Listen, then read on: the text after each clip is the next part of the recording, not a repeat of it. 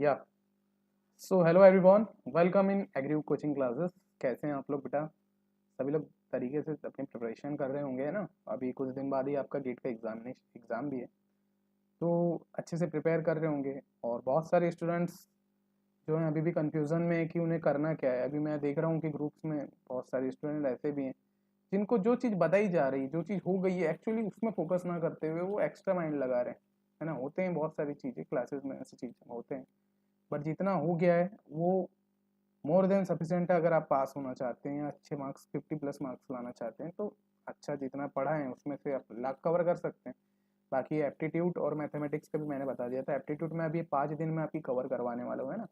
पूरी complete aptitude आपकी 5 days में कंप्लीट हो जाएगी। आपको पूरा लेक्चर जितना भी लाइव जा रहा है पूरा कंप्लीटली देखना है। ओके, लेक्चर मिस करोगे तो कॉन्सेप्ट मिस होंगे, है ना। तो वो चीज़ आपको इम्पोर्टेंटली अंडरस्टैंड रखना है, ठीक है। ओके, और सारी चीज़ें वन बाय वन हम लोग अभी कंप्लीट करेंगे। जितना हो गया है उसको कंप्लीट करिए। और अभी टेस्ट और अभी आप लोगों के अपलोड हो जाएंगे, है ना। तो डोंट वरी, कोई भी टेंशन लेने की कोई ज़रूरत नहीं, ठीक है। चलिए स्टार्ट करते हैं बेटा। तो जैसा कि आप सभी लोगों को मैं पहले बता दूं कि एप्टीट्यूड में हम लोग क्या क्या पढ़ने वाले हैं उसके बारे में बता दूं, तो ये 5 दिन की आपकी क्लासेस होने वाली, ठीक है। टोटल अगर मैं बात करूँ तो टोटल जो है 5 डेज की क्लासेस होगी, है ना। जैसे आज 10 तारीख है तो 10, 11, 12, 13, 14, 15, यानी एक दिन एक्स्ट्रा भी है तो कोई दिक्कत नहीं, है ना। क्योंकि हम लोग इसमें मैं आपको पूरे क्वेश्चंस भी करवाऊंगा और सारी चीज़ें भी कराऊंगा। सबसे पहला टॉपिक जो पढ़ेंगे हम लोग आज नंबर सिस्टम से पढ़ेंगे। नंबर सिस्टम जो हमारा मोस्ट इंपॉर्टेंट टॉपिक है। फिर डिविजिबिलिटी रूल है इसी में, फिर फैक्टर्स और रिमाइंडर, है ना। ये पूरा कम्प्लीटली ये नंबर सिस्टम है, इसी को डिस्ट्रीब्यूट कर दिया गया है। नंबर सिस्टम पढ़ेंगे, डिविजिबिलिटी से क्वेश्चंस आते हैं आप सभी के। फिर फैक्टर्स से आते हैं ना, नंबर्स ऑफ रूल्स होते हैं फैक्टर्स के, डिफरेंट टाइप्स के जो रूल्स होते हैं उनसे क्वेश्चंस पूछे जाते हैं। फिर बाइनरी नंबर्स में भी आप सभी के क्वेश्चंस बनते हैं ना, कि बाइनरी नंबर में किस तरीके से क्वेश्चन आते हैं, वो हो गया बेटा। फिर परसेंटेज हो गया, है ना। तो ये एप्टीट्यूड आप लोगों ने पढ़ा भी होगा, लेकिन इसमें गेट में किस तरीके से क्वेश्चंस आते हैं वो सारी चीज़ें हम लोग यहाँ देखने वाले हैं। प्रॉफिट एंड लॉस पढ़ेंगे, time and work, probability, time and distance, है ना, सीरीज पढ़ेंगे बेटा। और परमुटेशन कॉम्बिनेशन भी इसी में रखा गया। इसी में हम लोग लॉग के बारे में पढ़ेंगे। लॉग एक्चुअली होता है क्या है, क्लॉक एंड कैलेंडर क्या होता है, मेंसुरेशन और परमुटेशन कॉम्बिनेशन, ये पूरे जो भी टॉपिक्स हैं इनको हम वन बाय वन अभी कवर करेंगे। 5 डेज की क्लासेस होगी, हो सकता है 2 ढाई घंटे की भी क्लास हो सकती है एक, लेकिन कोई दिक्कत नहीं, मैं पूरा इसमें कवर कर देंगे। तो क्या है आपका ये एप्टीट्यूड का सेशन मैंने इसलिए जानबूझ के ये रखा हुआ था। क्या होता है, बच्चा अगर स्टार्टिंग में पढ़ा दो ना तो ये चीज़ रिवाइज नहीं करता, और दिक्कत क्या होती है, ये ताज़ी चीज़ें मिलना ज़रूरी है ना। कि अभी मैं जस्ट जस्ट पढ़ा रहा हूँ तो अभी 10-15 दिन 20 दिन बाद आपका एग्ज़ाम भी है, तो वो चीज़ आपकी रिफ्रेश में रहेगी कि हाँ जल्द अभी पढ़े थे हम लोगों ने। तो ये चीज़ इसलिए मैंने एप्टीट्यूड का सेशन अभी तक रोक के रखा। को डोंट वरी, पूरा चीज़ें बहुत सिंपल चीज़ें, है ना, कोई टेंशन लेने की जरूरत नहीं। वन बाय वन हम लोग करेंगे। चलिए स्टार्ट करते हैं फ्रॉम द नंबर सिस्टम। तो नंबर सिस्टम में बेटा सबसे पहले अगर मैं बेसिक्स की बात करूँ तो नंबर सिस्टम का बेसिक्स अभी हम कुछ ही देर में पढ़ेंगे, है ना। सबसे पहले बेसिक्स पढ़ना चाहिए, लेकिन जो मेन पॉइंट्स है उसमें डिस्कस करें, है ना। तो सबसे पहले नंबर सिस्टम स्टार्ट करते हैं। तो उसमें आपको नंबर्स के बारे में पता हुआ है ना, डिफरेंट टाइप के नंबर्स होते हैं। नंबर्स बहुत सारे टाइप्स के होते हैं ना, डिफरेंट टाइप्स के जितने भी नंबर्स होते हैं। लाइक आपका कौन कौन से नंबर होते हैं, प्राइम नंबर, को प्राइम नंबर, नेचुरल नंबर, है ना, वो सारे होल नंबर और डिफरेंट टाइप के नंबर्स के बारे में हम लोग डिस्कस करेंगे। लेकिन सबसे पहले अगर नंबर सिस्टम स्टार्ट करें तो सबसे ज़्यादा क्वेश्चन इसमें आते हैं बेटा आपके लास्ट डिजिट, है। नंबर सिस्टम में जो टॉपिक्स है, मैं इंपॉर्टेंट टॉपिक्स को लेके क्लासेस को बढ़ा रहा हूँ, है ना। पूरे इंपॉर्टेंट टॉपिक्स के बेस पे हम लोग आगे वन बाय वन बढ़ रहे हैं। तो सबसे पहला इसमें आता है लास्ट डिजिट का क्वेश्चन। लास्ट डिजिट में जैसे यहाँ पर देखिए क्या लिखा हुआ है, 2 की पावर 42, है ना। आपको क्वेश्चन कैसा आएगा कि कोई भी संख्या है, अब उसके ऊपर कोई भी हम लोग रिलेशन क्रिएट कर रहे हैं, बहुत सारी चीज़ें उसमें करने की कोशिश कर रहे हैं, है ना। तो उसमें हम लोग को बताना है कि उसमें लास्ट डिजिट क्या होता है, तो उसका कॉन्सेप्ट पढ़ने वाले। तो लास्ट डिजिट का कॉन्सेप्ट जैसे कि यहाँ पर इस तरीके से क्वेश्चन आते हैं कि आपको बोलता है कि अगर मान लो कोई नंबर है 2 के ऊपर पावर दी है 42 की, तो इसमें बताना है अगर मैं इसको कुछ इस तरीके से लिखूंगा ना, 2 इंटू 2 इंटू 2, है ना, 42 बार लिखूंगा, है ना। अगर मान लो कोई भी संख्या है, अगर कितनी भी उसके पावर रहती है तो हम उतने बार उसको लिखते हैं। जैसे 2 के ऊपर यहाँ 42 की पावर है, तो हम 2 को कितने बार लिखेंगे बेटा, 42 बार लिखेंगे, ठीक है। अब इसका हम लोग मल्टीप्लीकेशन करके लास्ट डिजिट निकालेंगे, ठीक। अब अगर मैं 2 का बेटा मल्टीप्लाई करने जाऊँ, अगर मैं वन बाय वन प्रोसेस में जाऊँ, 2 का इसमें मल्टीप्लाई करूँ, फिर इसमें मल्टीप्लाई करूँ, फिर आगे करूँ, फिर आगे करूँ, तो मेरे को तो बहुत टाइम लग जाएगा ना, क्योंकि और मानता हूँ कि मैं 2 की आप 5 बार 10 बार 15 बार तक मल्टीप्लीकेशन कर सकते हैं, लेकिन उतने आगे तक करने के लिए आपको तो टाइम लगेगा। तो इस टाइप के क्वेश्चंस आते हैं, जैसे लाइक आपको पूछ लिया, कभी बोल दिया 2 की पावर 80। अब भाई 2 को 80 बार लिख के तो आप लोग मल्टीप्लिकेशन नहीं कर सकते, ऑब्वियस सी बात है। इतना ज़्यादा अगर हम लोग करने बैठेंगे तो बहुत ज़्यादा हम लोग को क्या हो जाएगा, चीज़ें आगे बढ़ जाएगी, तो इतना तो हम लोग नहीं कर सकते। तो यही सारी चीज़ों को कैसे बनाते हैं, ये कॉन्सेप्ट अभी मैं आपको पढ़ाने वाला हूँ कि इस तरह के क्वेश्चन कैसे होते हैं। फिर इसको पढ़ने से पहले एक चीज़ और, कि अगर 4 से डिविजिबिलिटी का रूल क्या होता है ना, ये कि अगर हमको कोई भी संख्या है उसमें डिविजिबिलिटी, ये कॉन्सेप्ट इससे रिलेटेड है। Actually this concept is related with the, तो यहाँ से आपको 4 से पहले डिविजिबिलिटी समझ लेंगे कि अगर कोई भी संख्या 4 से डिविजिबल है तो उसके, अगर मान लो वो नंबर कोई भी संख्या दी है, अगर उसके जो लास्ट 2 डिजिट है, अगर मान लो 4 संख्या ए बी सी डी, ये नंबर है, ए बी सी डी क्या नंबर है, कितने अंकों का, 4 संख्या का नंबर है ना। इसमें अगर ये लास्ट की 2 डिजिट अगर क्या है, डिविजिबल है, तो वो 4 से डिविजिबल होगी। अगर वो 4 से डिविजिबल है, 2 जो लास्ट की बची, तो वही क्या होगी, 4 से डिविजिबल होगी, राइट। तो वहां से वो चीज समझ में। तो अब ये सर आपने बोले लास्ट डिजिट से कैसे आप 4 से डिविजिबिलिटी रूल में आ गए, तो ये both have a relation with each other. Okay, दोनों के क्या है, ये रिलेशनशिप वो करते हैं, ग्रेड करते हैं। दैट्स व्हाई मैं इसमें आप सभी को ये बता रहा था, राइट। तो यहाँ पर अभी देखिए आपको पता चलेगा कि 4 से, और इस वाले क्वेश्चन, ऐसे क्वेश्चन आते हैं तो इनको कैसे सॉल्व करने वाले। तो अब हम लोग 1 बाय 1 क्लासेस को आगे बढ़ाते हैं बेसिक्स के थ्रू, है ना। तो सबसे पहले हम लोग क्या करेंगे कि 4 से, जैसे हाँ 2 संख्या डिविजिबल है, तो इसमें हम लोग बेटा कॉन्सेप्ट लगाते हैं रिमाइंडर का, है ना। We know about the concept of reminder, है ना, रिमाइंडर के कॉन्सेप्ट से, कि जैसे यहाँ पर ये संख्या दी है तो इसमें 4 से हमने भाग दिया, है ना, तो हमारा रिमाइंडर क्या आ गया, 12। तो ये शेषफल हो गया। तो अभी हम लोग 1 बाय 1 पढ़ने वाले, डिविजिबिलिटी रूल देखेंगे, रिमाइंडर देखेंगे। तो अभी हम लोग सबसे पहले लास्ट डिजिट का कॉन्सेप्ट पढ़ते हैं। अब देखिए यहाँ लास्ट डिजिट का कंसेप्ट था कि अगर मैंने बताया था कि 2 की पावर आप कुछ भी रखे, तो उसमें कोई भी एनी नंबर रखे, तो उसमें लास्ट डिजिट कैसे आती। तो मैंने क्या किया, मैंने स्टार्टिंग से देखना शुरू किया। मैंने क्या किया बेटा कि मैंने सबसे पहले मैं स्टार्टिंग में आ गया। स्टार्टिंग में मैंने देखा कि अगर मैं 2 के ऊपर 1 की पावर लगाता हूँ तो मेरा क्या नंबर आ रहा है, 2 के ऊपर 2 की पावर का क्या नंबर आ रहा है, 2 के ऊपर 3 की पावर का। तो मैंने क्या किया, अब भाई मेरे को सॉल्व करना था, मेरे को क्या दिया था, 2 की पावर 42 दिया था। तो अब 2 की पावर 42 तो मेरे को पता नहीं था, तो मैं इसको लाने के लिए अब मैं इसमें 1 बाय 1 इनमें जा रहा हूँ कि अगर मान लो मैंने 2 की पावर 1 कर दिया तो मेरा लास्ट डिजिट क्या आ जाएगा, 2 आ जाएगा। लास्ट डिजिट मतलब इकाई का अंक है ना। फिर अगर मैंने 2 की पावर 2 कर दिया तो 4 आ गया, 2 की पावर 3 कर दिया तो 8 आ गया, 2 की पावर 4 कर दिया तो 16 आ गया, राइट। 2 की पावर 5 कर दिया तो 32 आ गया, 2 की पावर 6 कर दिया तो 64 आ गया, है ना। ये मैंने 1 बाय 1 क्या किया, 2 की पावर्स को बढ़ाते गया। फिर मैंने चेक किया कि भाई जब मैं 1 से लेके 8 तक जा रहा हूँ, राइट, 1 से लेके अभी मैंने सिर्फ 8 की पावर तक गया, तब मैंने I have to check that in this case कि भाई हो क्या रहा है ना। जब मैं इतने कोशिश करने के बाद वहां गया तो मैंने देखा कि अब क्या हो रहा है। तो बेटा मैंने देखा कि लास्ट डिजिट में देखो, जब मैंने 1 की पावर लगाया तो 2 आ रहा है, 4 आ रहा है, 8 आ रहा है, 6 आ रहा है। फिर मैंने 5 की पावर लगाया तो लास्ट डिजिट में 2 आ रहा है, 4 आ रहा है, 8 आ रहा है, 6 आ रहा है। तो जो डिजिट यहाँ पर आ रही थी लास्ट में, वही डिजिट यहाँ पर भी लास्ट में आ रही थी। तो क्या हो रहा है, आफ्टर 4, यानी आप 4 संख्याओं के बाद क्या हो रहा है, वही संख्याएं रिपीट होते जा रही है, वही डिजिट रिपीट होते जा रहे हैं, है ना। तो क्या हो गया, जैसे 2 की पावर 1 हो गया, 2 की पावर 2, 2 की पावर 3, 2 की पावर 4। तो लास्ट डिजिट हम लोग बता सकते हैं कि 2 की पावर 4 के जो है 2 की पावर 4 तक 2 4 8 6 ही लास्ट डिजिट होगी, है ना। अगर 2 की पावर 1 में जाते हैं तो 2 होती, 2 की पावर 2 में जाते हैं तो 4 होती, 2 की पावर 3 में तो 8। तो यहाँ पर क्या हो रहा है, रिपीटेशन का कॉन्सेप्ट लग रहा है। यहाँ we have the concept of repetition कि भाई 4 डिजिट के बाद, है ना, कि उसके बाद फिर वो आपस में रिपीट होते जाते हैं। तो जैसे जैसे हम लोग आगे बढ़ाएंगे तो रिपीट होते जाएंगे। तो यहाँ से मैं कह सकता हूँ, यहाँ से मैं कह सकता हूँ कि सर अगर आप 2 की पावर 9 लिखेंगे, अगर आप 2 की पावर 9 लिखेंगे तो इसका जो लास्ट डिजिट आएगा वो वापस से तो 2 आ जाएगा, है ना। फिर आप बोल सकते हैं 2 की पावर अगर आप 10 लिखते हैं तो वापस से इसका जो लास्ट डिजिट 4 आ जाएगा। फिर आप यहाँ पर लिखते हैं 2 की पावर अगर मैं 12 लिख दूं तो वापस से कितना आ जाएगा, 8 आ जाएगा। फिर मैं 2 की पावर क्या लिख दूं, नहीं नहीं, यहाँ पर 9 10 11, 11 में 8 आ जाएगा, और 12 में क्या आ जाएगा आपका, वापस से 6 आ जाएगा, है ना। तो ये रिपीटेशन ऑर्डर में होता है। तो इसमें जब भी हमको ऐसी संख्याओं का, जिसमें पावर वाली संख्याओं का हमको अगर फाइंड करने बोलता है लास्ट डिजिट, तो we have to check the repeat pattern of this कि कितने संख्याओं बाद रिपीट हो रहा है। तो ऑब्वियस सी बात है लास्ट डिजिट तो 2 के इसमें 2 4 8 6 ही होगा, इनमें से ही अगर कोई भी एक ऑप्शन आपको चूज करना होगा, है ना। अगर ये पूरे ऑप्शन दिए हैं तो उनमें फिर आपको सॉल्व करके देखना पड़ेगा।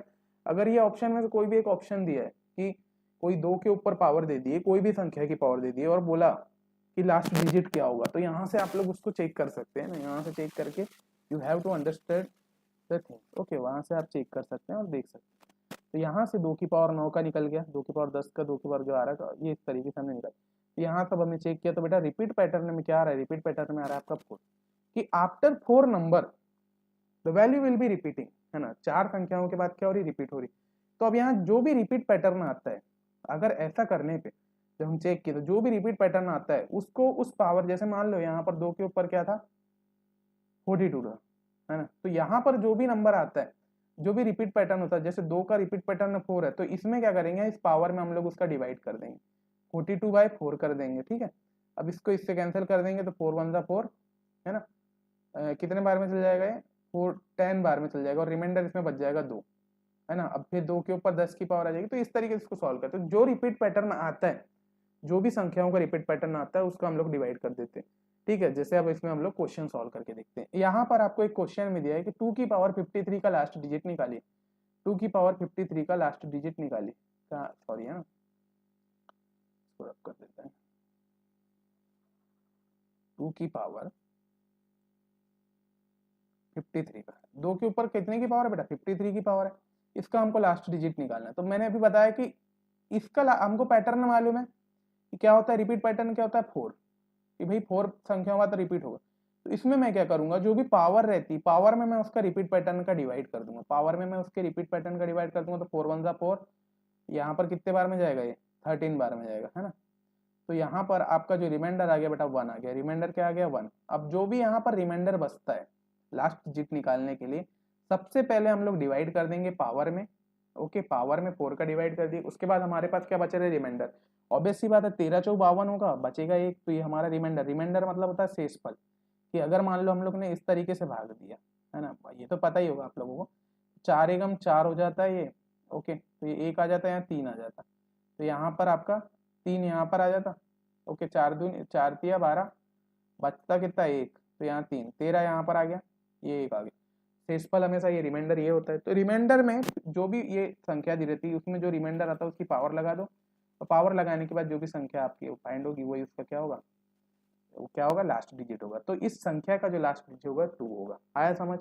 अभी हम नंबर ऑफ क्वेश्चन और करके देखेंगे कि अगर मान लो 2 के ऊपर 1 की पावर है तो 2 के ऊपर 1 की पावर तो 1, 2 के ऊपर 2 की पावर 2, है ना 3। तो ये इस तरीके से जो भी रिमाइंडर आ रही है ये इसमें ये रिमाइंडर शो कर रहा है। अगर 1 की पावर है तो पावर में 1 आ जाएगा, अगर 2 आया रिमाइंडर तो यहाँ पर 2 आ जाएगा पावर में। जो रिमाइंडर आता है वो भी पावर में आना चालू हो जाता है, ठीक है। वो चीज आपको कॉन्सेप्ट आया। चलो कुछ क्वेश्चंस करके देखते हैं तो उसमें आपको और समझ में आ जाएगा। देखिए 2 की पावर 42 था, राइट, 2 की पावर 42। अब भाई इसका रिपीट पैटर्न मेरे को मालूम है, रिपीट पैटर्न कितना था 4 था।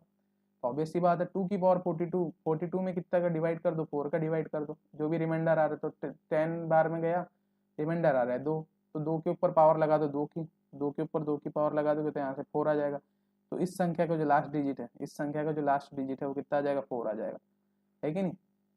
प्रोसेस क्या है कि जो भी पावर लगी हुई है पावर में डिवाइड कर दो 4 का, और वही से आप सभी क्या करना है आगे जाके उसको जो भी रिमाइंडर आ रहा है, इंपॉर्टेंट पॉइंट है कि उसमें जो भी रिमाइंडर आ रहा है रिमाइंडर को निकाल लो बाहर, और रिमाइंडर के बेसिस पे आप सभी को क्या है सॉल्व कर लेना है। तो ये 2 की पावर 42 का लास्ट डिजिट ये निकल गया, राइट। तो इस तरीके से इसको सॉल्व करते हैं। और कुछ क्वेश्चन देख लेते हैं एक दो। जैसे यहाँ पर बेटा दिया है देखो 52 की पावर 81, 52 की पावर क्या दिया है 81 दिया है, राइट। 52 की पावर 81 दिया है, थोड़ा विजिबल नहीं होगा तो क्वालिटी बढ़ा के भी देख सकते हैं आप लोग, है ना। तो अब मैं इसको ऐसा लिख सकता हूँ 52 इंटू 52 इंटू 52 कितने बार 81 टाइम्स, है ना। इसमें सर अभी 2 तो दिखे ही नहीं रहा, 81 टाइम्स लिखूंगा। अब मैं इसका क्या मल्टीप्लीकेशन करके 81 की पावर निकाल सकता हूँ क्या, नहीं निकाल सकता। तो ऑब्वियस सी बात है इसमें मैं क्या करूंगा, इसको मैं इंडिविजुअली क्या कर दूंगा, ब्रेक डाउन कर दूंगा। ओके, सारे को हम लोग क्या मैं क्या कर दूंगा, ब्रेक डाउन कर दूंगा। ब्रेक डाउन कर दिया तो मैं इसको लिख सकता हूँ 52 को मैं 2 लिख सकता हूँ, है ना। 2 के इसको अगर मैं ब्रेक डाउन करके लिखूँ तो मैं इसको लिख सकता हूँ, फिर वापस से फिर मैं उसको वो कर सकता हूँ ना, है ना। मैंने क्या किया डिवाइड कर दिया 4 का, तो यहाँ पर आपका क्या है 2 की पावर 81 हो गया। ये 52 जो था, अभी मैंने इसमें चेंजेस किया फॉर द सॉल्यूशन, है ना। कंफ्यूज नहीं होना है, कंफ्यूज इसमें बिल्कुल नहीं होना है कि सर आपने 52 को, तो यहाँ पर क्या हो रहा है, एक रूल्स के अकॉर्डिंग हमको जाना पड़ता है कि भाई ऑब्वियस सी बात है, हमको लास्ट डिजिट निकालना है। हमको क्या निकालना है, लास्ट डिजिट निकालना है। मैंने 52 को 2 क्यों लिखा, लास्ट डिजिट निकालना है इसमें, इस क्वेश्चन का। ऑब्वियस सी बात है, जो भी लास्ट डिजिट आएगी वो लास्ट के नंबर को मल्टीप्लीकेशन करने पर आती है। अगर मान लो मेरे जो भी मैं लास्ट का नंबर मल्टीप्लीकेशन करूंगा, तो नंबर ऑफ मल्टीप्लीकेशन के बाद ही आपकी लास्ट डिजिट आएगी, राइट। वहां पर जो भी लास्ट डिजिट होगी उसका ही आपस में मल्टीप्लाई करते जाना पड़ेगा ना आपको आगे तक, राइट। तो उस केस में मैं क्या करूंगा, सारे की लास्ट डिजिट ले लूंगा। तो इसमें भी 2 लास्ट है ना, 2 को फिर 80 टाइम्स बाय मल्टीप्लाई करूंगा तो भी मेरी लास्ट डिजिट आ गई। तो यहाँ पर मेरा क्या आ गया 2 की पावर 81। और इसमें आप लोग जानते हैं कि जब भी ऐसा केस रहा तो 2 का रिपीट पैटर्न हमको मालूम है कितना होता है 4, तो उसकी पावर में उसका क्या कर दो, डिवाइड कर दो। तो पावर में 81 में अगर मैं डिवाइड करूँ किसका 4 का, तो जो मेरा रिमाइंडर बचेगा वही उस संख्या की पावर हो जाएगी। ये कितने बार में चल जाएगा, 20 बार में चल जाएगा। रिमाइंडर मेरा बच रहा है 1, है ना। 2 की पावर 1 हो जाएगा, 2 की पावर 1 का जो वैल्यू आएगी वो आ जाएगी 2। तो इस वाले क्वेश्चन में आपका जो लास्ट डिजिट है वो आ गया 2। तो इस तरीके से सॉल्व करते हैं ना, क्योंकि कंसेप्ट ऐसे बनते हैं। गेट में डायरेक्ट क्वेश्चन पूछता है, अब 52 की जगह 128 दे देगा, उसके ऊपर आपको 81 की पावर दे देगा, या 128 के ऊपर 128 की पावर दे देगा, उसको सॉल्व करिए। तो बहुत कंफ्यूजिंग क्वेश्चंस होते हैं। 128 में आपको जो है वो तो 8 में आ जाएगा ना, 122 का दे देगा, 122 के ऊपर 122। तो आपको समझना है कि जो लास्ट डिजिट होती है वो किसी भी नंबर के लास्ट नंबर्स के मल्टीप्लीकेशन के साथ ही लास्ट डिजिट निकलती। ओके, जो भी पावर होगी उतने बार हम मल्टीप्लीकेशन करेंगे किसका, लास्ट नंबर का, तो we can find the value. अब हमने 2 का देख लिया, अब हम लोग देखते हैं बेटा 3 का। 3 का क्या रिपीट पैटर्न होता है, और फिर 3 वाले क्वेश्चन सॉल्व करेंगे।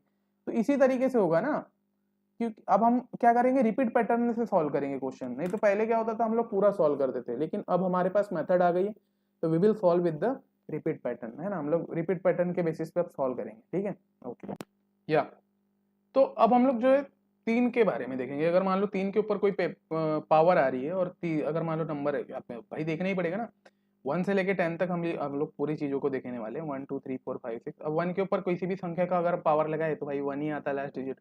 ये तो बेसिक कॉमन सेंस की बातें हैं। उसी में फिर हम लोग और आगे देखते हैं। तो 1 के ऊपर वाला तो आपको समझ में आ गया। 2 के ऊपर हमने देख लिया कि 2 के ऊपर जो रिपीट पैटर्न होता है 4 होता है। तो जो भी पावर आएगी उसमें 4 का डिवाइड करो, और जो रिमाइंडर बच रहा है, जो शेषफल बच रहा है, उसकी पावर लगा दो, तो वो उसका आंसर है। 3 के बाद सर 3 में देखते हैं। तो 3 को अगर मैं 1 की पावर लगाता हूँ, तो मैं बेटा 3 का जो 1 की पावर लगाया तो मेरा आ रहा है क्या 3, राइट। 3 की अगर मैं 1 के ऊपर पावर 3 में, तो 3 के ऊपर अगर मैं 2 की पावर लगाऊँ तो आता है मेरा 9। 3 के ऊपर 3 की पावर लगाऊँ तो आता है 27। 3 के ऊपर 4 की पावर तो बेटा 81। 3 के ऊपर 5 की पावर लगाऊंगा तो 343। 3 के ऊपर 6 तो 729। 3 के ऊपर 7 2187। और 3 के ऊपर 8 लगाया तो मेरा कितना आ रहा है 6561 आ रहा है, राइट। यहाँ पर मैंने क्या किया, पूरे नंबर्स को पावर के फॉर्म में लिख लिया। कि अब फिर मैं यहाँ पर चेक किया, तो मैंने यहाँ चेक किया कि जब मैंने 1 की पावर लगाया तो मेरा लास्ट डिजिट आ रहा था 3। 2 की पावर लगाया तो मेरा लास्ट डिजिट आ रहा था 9। 3 की लगाया तो 7 आ रहा था। 4 की लगाया तो 1 आ रहा था। फिर जैसे ही मैंने इसमें 5 की पावर लगाया, जैसे ही मैंने इसमें 5 किया, तो फिर मेरा वापस से लास्ट डिजिट 3 आने लगा। फिर 6 की पावर लगाया तो 9 आ गया। 7 की पावर लगाया तो 7 आ गया, फिर 1 आ गया। तो क्या हो रहा है यहाँ पर भी, क्या हो रहा है सर, कि कुछ नंबर्स के बाद वापस से जो लास्ट डिजिट है ये रिपीट होते जा रही है। तो ऑब्वियस सी बात है, अगर मैं 3 की पावर 9 की लास्ट डिजिट निकालने की बात करूं, तो आप लोग डायरेक्टली बोल देंगे कि 3 की पावर 9 की लास्ट डिजिट कितनी आ जाएगी, 3 आ जाएगी। ओके, 3 की पावर 10 की बोलेंगे कितनी आ जाएगी, 9 आ जाएगी। अब आप लोग चेक कर सकते हैं with for the proof you can also check the things. Okay, वहां से आप लोग क्या कर सकते हैं, सारी चीजें चेक कर सकते हैं, है ना। कोई भी चीज वहां पर मैं ये नहीं बोल रहा हूँ कि गलत होगी, तो वहां यू कैन इजीली चेक कि वही रिपीट हो रहा है कि नहीं हो रहा है। तो this will be based on the repeat pattern. Okay, तो यहाँ से रिपीट पैटर्न के बेसिस पे होता है। तो यहाँ पर 4 हो गया, राइट। ये 4 आपका रिपीट पैटर्न। तो अब ऑब्वियस सी बात है, रिपीट जो पैटर्न रिपीट होता है उसी में डिवाइड कर दो।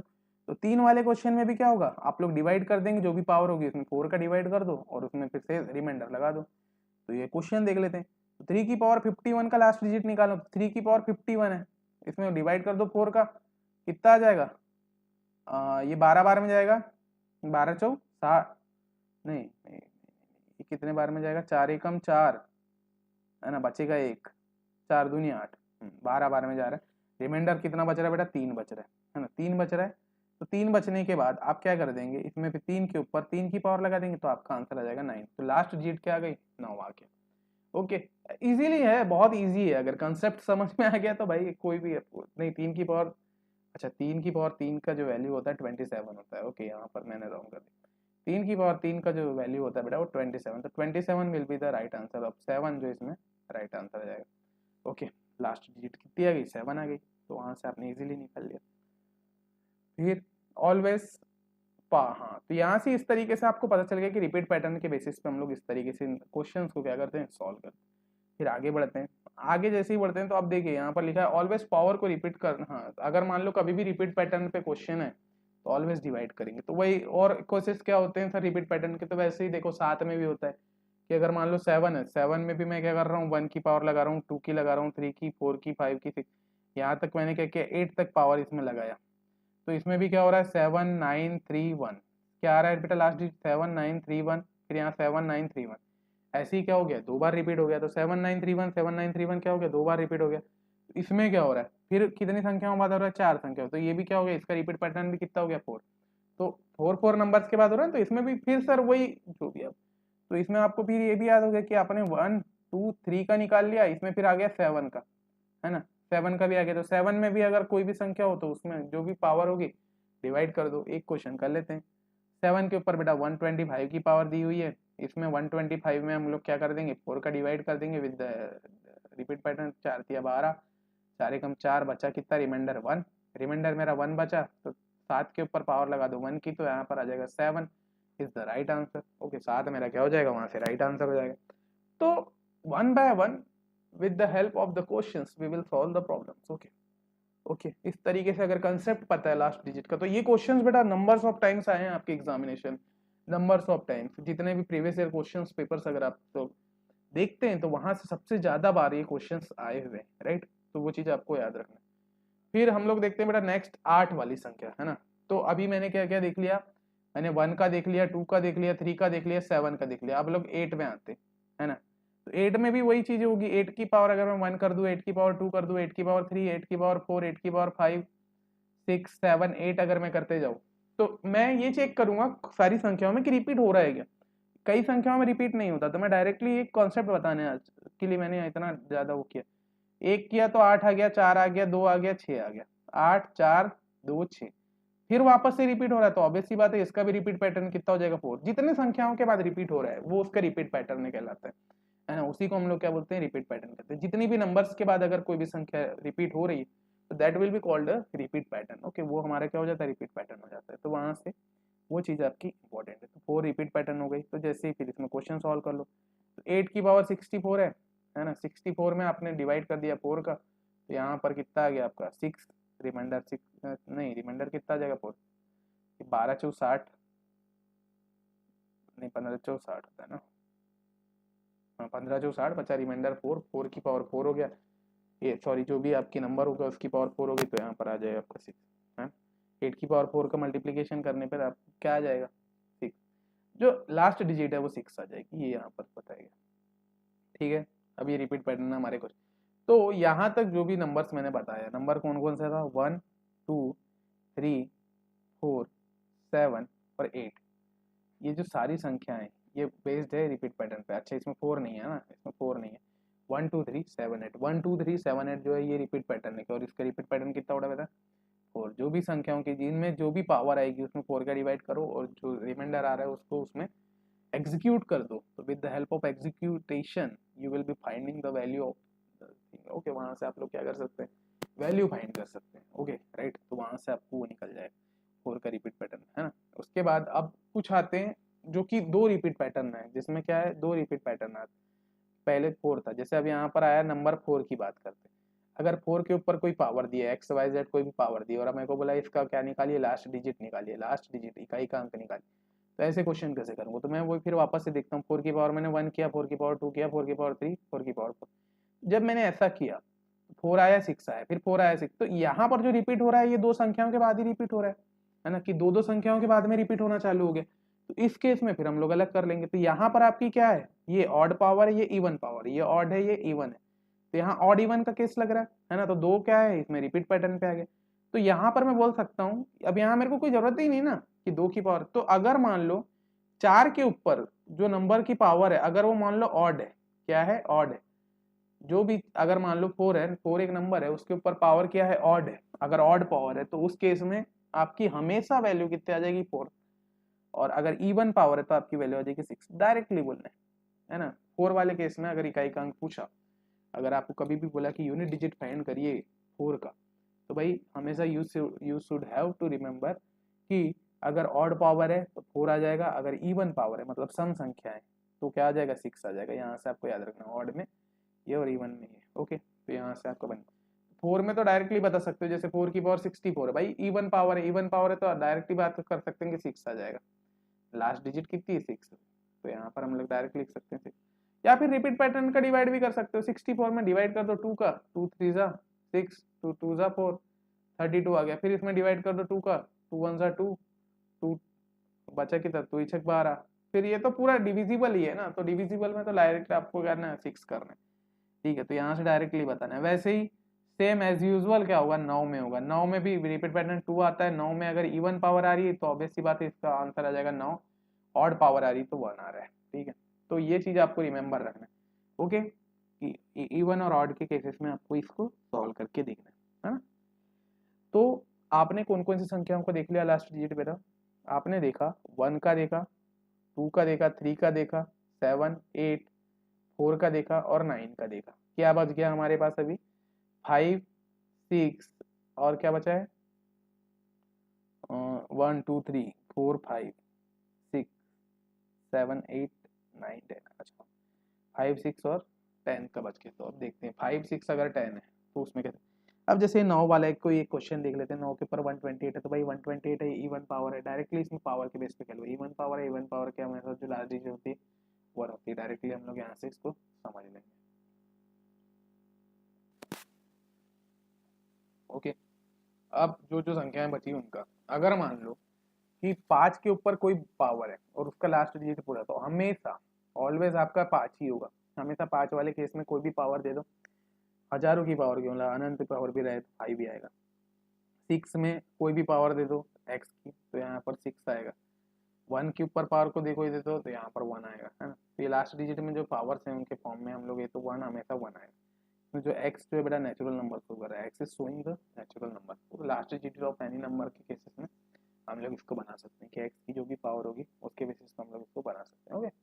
तो ये हमने लास्ट डिजिट पूरा पढ़ लिया कि हमने देखा कि 1 से 9 तक की जो नंबर्स होते हैं, 1 से 9 तक के जो नंबर्स होते हैं इनकी लास्ट डिजिट कैसे निकालते हैं। अब कोई भी क्वेश्चन आ जाए बहुत इजी हो जाएगा, इकाई के अंक से ही मैक्सिमम क्वेश्चन आते हैं, इसलिए हमने सबसे स्टार्टिंग में इसको कवर किया है।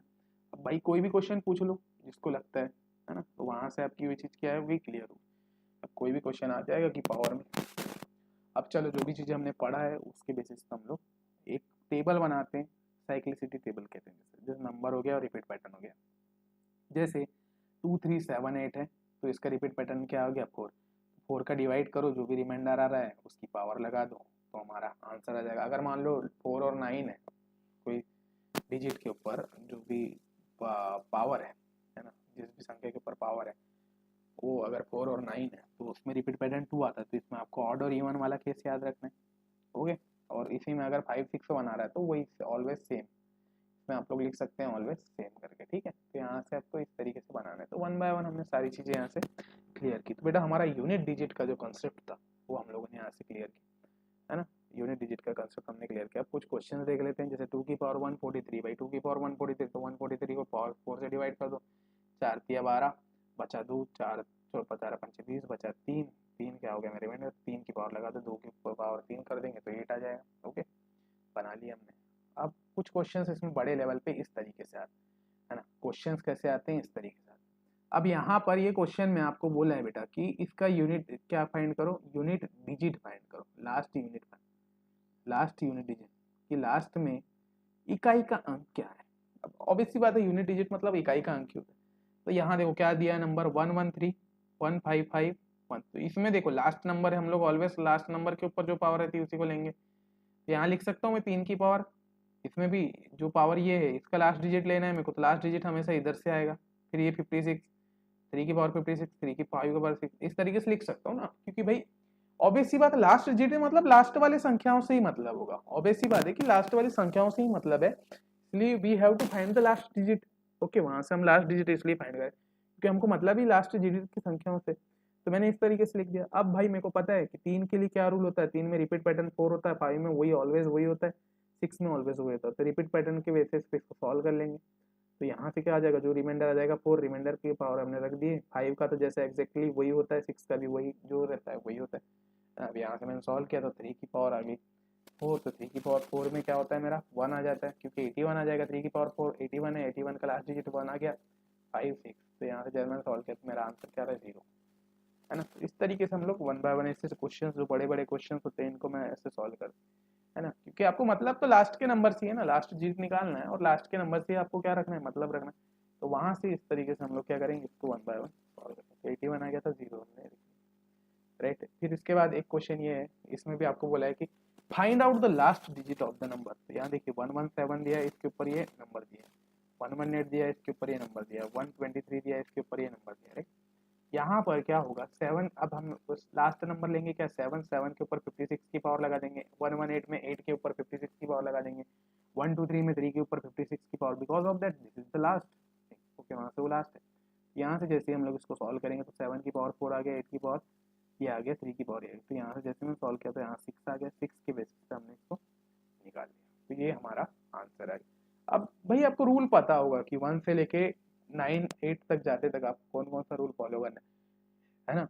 2 3 4 5 है तो रिपीट पैटर्न लगाओ, 2 3 7 8 है तो रिपीट पैटर्न लगाओ, 4 5 है तो ऑड इवन लगाओ, है ना, 4 है और 4 और 9 है तो ऑड इवन लगाओ, और जो भी है तो लगा सकते। तो यहाँ से हमने जो बेसिकली कंसेप्ट जो सीखा वो था कि अगर मान लो कोई भी नंबर है, नंबर को हम लोग मान रहे हैं एक्स है, के ऊपर जो भी पावर होगी उसका लास्ट डिजिट निकालना है। तो अगर 2 3 7 8 है तो पावर 4 में डिवाइड कर दो, जो भी रिमाइंडर आ रहा है उसकी पावर लगा दो और आंसर ले लो। 4 और 9 है तो ऑड इवन लगा दो, 5 और 6 है तो सेम रख दो, जो भी वैल्यू है वही उसी को रख दो सेम, जो भी लास्ट नंबर पे जो उसकी लास्ट डिजिट है वो रख दो, और you will be solve the easily. वहाँ से आप लोग क्या कर सकते हैं, इजीली उसको फाइंड कर सकते हैं। तो ये बेसिक था। ओके, यहाँ तक हमने बेसिक चीज़ें कवर की। ओके, अब हम लोग जो है आगे फैक्टर एंड डिविजिबिलिटी रूल्स के बारे में देखेंगे, है ना। तो यहाँ तक हमने जो टॉपिक फर्स्ट है नंबर सिस्टम का, जो लास्ट डिजिट वाला जो कॉन्सेप्ट था हम लोगों ने वहाँ से क्लियर किया। ओके, लास्ट डिजिट का जो भी नंबर था हमने वहाँ से क्लियर किया। अब हम लोग जाने वाले हैं फैक्टर एंड डिविजिबिलिटी रूल के पास, है ना, कि अब फैक्टर्स एंड डिविजिबिलिटी रूल क्या होता है। ओके, तो 5 मिनट का रेस्ट ले लो, है ना, 2 मिनट का आप लोग रेस्ट ले सकते हैं, तो 3 मिनट का, उसके बाद हम लोग जो है नेक्स्ट स्टार्ट करेंगे। ओके, यस, तो आप लोग रेस्ट ले लीजिए, उसके बाद हम लोग फिर नेक्स्ट इसमें स्टार्ट करेंगे factor and divisibility rule. Okay, तो फैक्टर एंड डिविजिबिलिटी रूल में बेटा हम लोग जो पढ़ेंगे वो पढ़ेंगे हम नंबर्स के बारे में। सबसे पहले हम लोग स्टार्टिंग करेंगे from the very basics from the numbers, है ना, कि एक्चुअली नंबर क्या होता है। जब भी मैं बता रहा था तो देखिए नंबर दो टाइप्स के होते हैं, एक होता है आपका रियल नंबर होता है, एक होता है आपका कॉम्प्लेक्स नंबर। कॉम्प्लेक्स नंबर जो अभी आप 11 12 में पढ़ रहे थे, काल्पनिक संख्या कहते हैं उसको, वास्तविक संख्या कहते हैं। काल्पनिक संख्या में जैसे अगर नंबर आपके मान लो आयोटा के फॉर्म में आ रहे हैं, जो भी नंबर्स दिया है the form of iota, okay, the number come from the form of iota, तो that will be called a complex number. Root minus 2 भी कॉम्प्लेक्स नंबर में, रूट माइनस 3 भी कॉम्प्लेक्स नंबर में, तो ये जो भी रूट के अंदर माइनस का साइन आ रहा है तो वो कॉम्प्लेक्स नंबर होते हैं। रियल नंबर की बात करें तो फिर रियल नंबर होते हैं आपके दो टाइप के। रियल नंबर आपके एक होता है रेशनल नंबर और एक होता है इरेशनल नंबर। रेशनल नंबर जिसको हम पी बटे क्यू के रूप में लिख सकते हैं वो रेशनल नंबर होता है। इरेशनल क्या होता है, ये नॉन टर्मिनेटिंग और नॉन रिपीटिंग होते हैं, है ना, नॉन टर्मिनेटिंग और नॉन रिपीटिंग। अब क्या होता है सर नॉन रिपीटिंग और नॉन टर्मिनेटिंग, तो अगर मान लो कोई नंबर रिपीटिंग पैटर्न पे या टर्मिनेटिंग है, तो जैसे कि मान लो एक नंबर दिया है 0.3218, है ना, ये क्या हो रहा है यहाँ जाकर के क्या स्टॉप हो जा रहा है, ये जो नंबर है यहाँ जाकर के क्या हो जा रहा है, स्टॉप हो जा रहा है। तो इस केस में हम लोग इसको बोलते हैं बेटा rational number, this is the rational number, rational number बोल सकते हैं। और अगर मान लो कोई नंबर है ये क्या हो रहा है, स्टॉप नहीं हो रहा है और बार बार रिपीट हो 36333, अब आगे जाते जाते ये ओनली क्या है, आगे जब भी बढ़ रहा है तो 3333 के फॉर्म में आगे बढ़ रहा है, तो ये केस क्या हो गया हमारा रेशनल नंबर का केस हो गया। तो ये दोनों बोथ है वह केस ऑफ रेशनल नंबर है ना, तो ये दोनों क्या है, रेशनल नंबर के केसेस हो गए। तो ऐसे ही क्या होगा, अगर मान लो ये वाला है ना, तो ये हमारे रेशनल नंबर, क्योंकि जो रिपीट हो रहा है मतलब रिपीटिंग है, और टर्मिनेटिंग है, टर्मिनेटिंग मतलब एक जगह रुका है। और जो नंबर रिपीटिंग नहीं है, जैसे मान लो इस तरीके का नंबर 0.5431628932, कोई भी नंबर आते जा रहा है, बस नंबर आते बढ़ते जा रहा है और रिपीट नहीं हो रहा है। और पहली चीज रिपीट नहीं हो रहा है और ना तो टर्मिनेट हो रहा है, रुक भी नहीं रहा है, तो इस केस में इसको हम लोग बोलते हैं इरेशनल नंबर, है ना। तो this is the definition of irrational और इरेशनल। गेट में एप्टीट्यूड में ये भी क्वेश्चन आ जाते हैं कि रेशनल नंबर क्या होता है, इरेशनल, क्योंकि जो 15 से 25 मार्क्स का जो कवरेज होता है वो इस तरीके से ही वो कवरेज उसमें वो गेट करने की वो कोशिश करते हैं, ठीक है। तो वहाँ से आपको इंपॉर्टेंट चीज। फिर हम लोग बात करते हैं बेटा इंटीजर्स के बारे में। इंटीजर्स पूर्णांक संख्या है ना, इसी को हम लोग बोलते हैं क्या, पूर्णांक। इंटीजर्स को हम लोग क्या बोलते हैं, पूर्णांक बोलते हैं। पूर्णांक क्या होता है, -2 -3 0 1 2 3, जिसमें पॉजिटिव और नेगेटिव दोनों नंबर्स मिले होते हैं ना, जो भी नंबर्स होते हैं वो पॉजिटिव और नेगेटिव नंबर्स के फॉर्म में होते हैं, तो उनको क्या बोलते हैं, पूर्णांक कहते हैं। उसी में हमारा नेक्स्ट आ जाता है नॉन इंटीजर। नॉन इंटीजर में क्या आता है, 2 3 1.33 ना, ये डेसिमल्स के फॉर्म में आते हैं, इसको नॉन इंटीजर्स कहते हैं, है ना। ये पूर्ण संख्याएं नहीं होती। एक्चुअली अगर आ रहा है तो 2.3 3.1 या फिर ऑलवेज पॉजिटिव भी होते हैं, दूसरी चीज पॉइंट्स के फॉर्म में है, तो नॉन इंटीजर कह सकते हैं, राइट। उसके बाद आता है हमारा होल नंबर। होल नंबर जो कि 0 से स्टार्ट होता है और इन्फिनिटी तक जाता है, 0 1 2 3 4 5 इन्फिनिटी तक, ये हमारा होल नंबर का, इसको हम लोग शो करते हैं फ्रॉम द डब्लू, है ना। ये चीज़ अगर आप you are preparing for the GATE examination, okay, तो गेट के स्टूडेंट्स को ये चीज़ पता होना, साइन के चेंज होता है, क्योंकि डायरेक्टली कुछ एन बराबर दिस, अब वो कोई क्वेश्चन आ गया एन बराबर दिस, तो आपको पता है कि नेचुरल नंबर है, तो ऑब्वियस सी बात है वहाँ पर आप लोग जो साइन के हिसाब से बना सकते।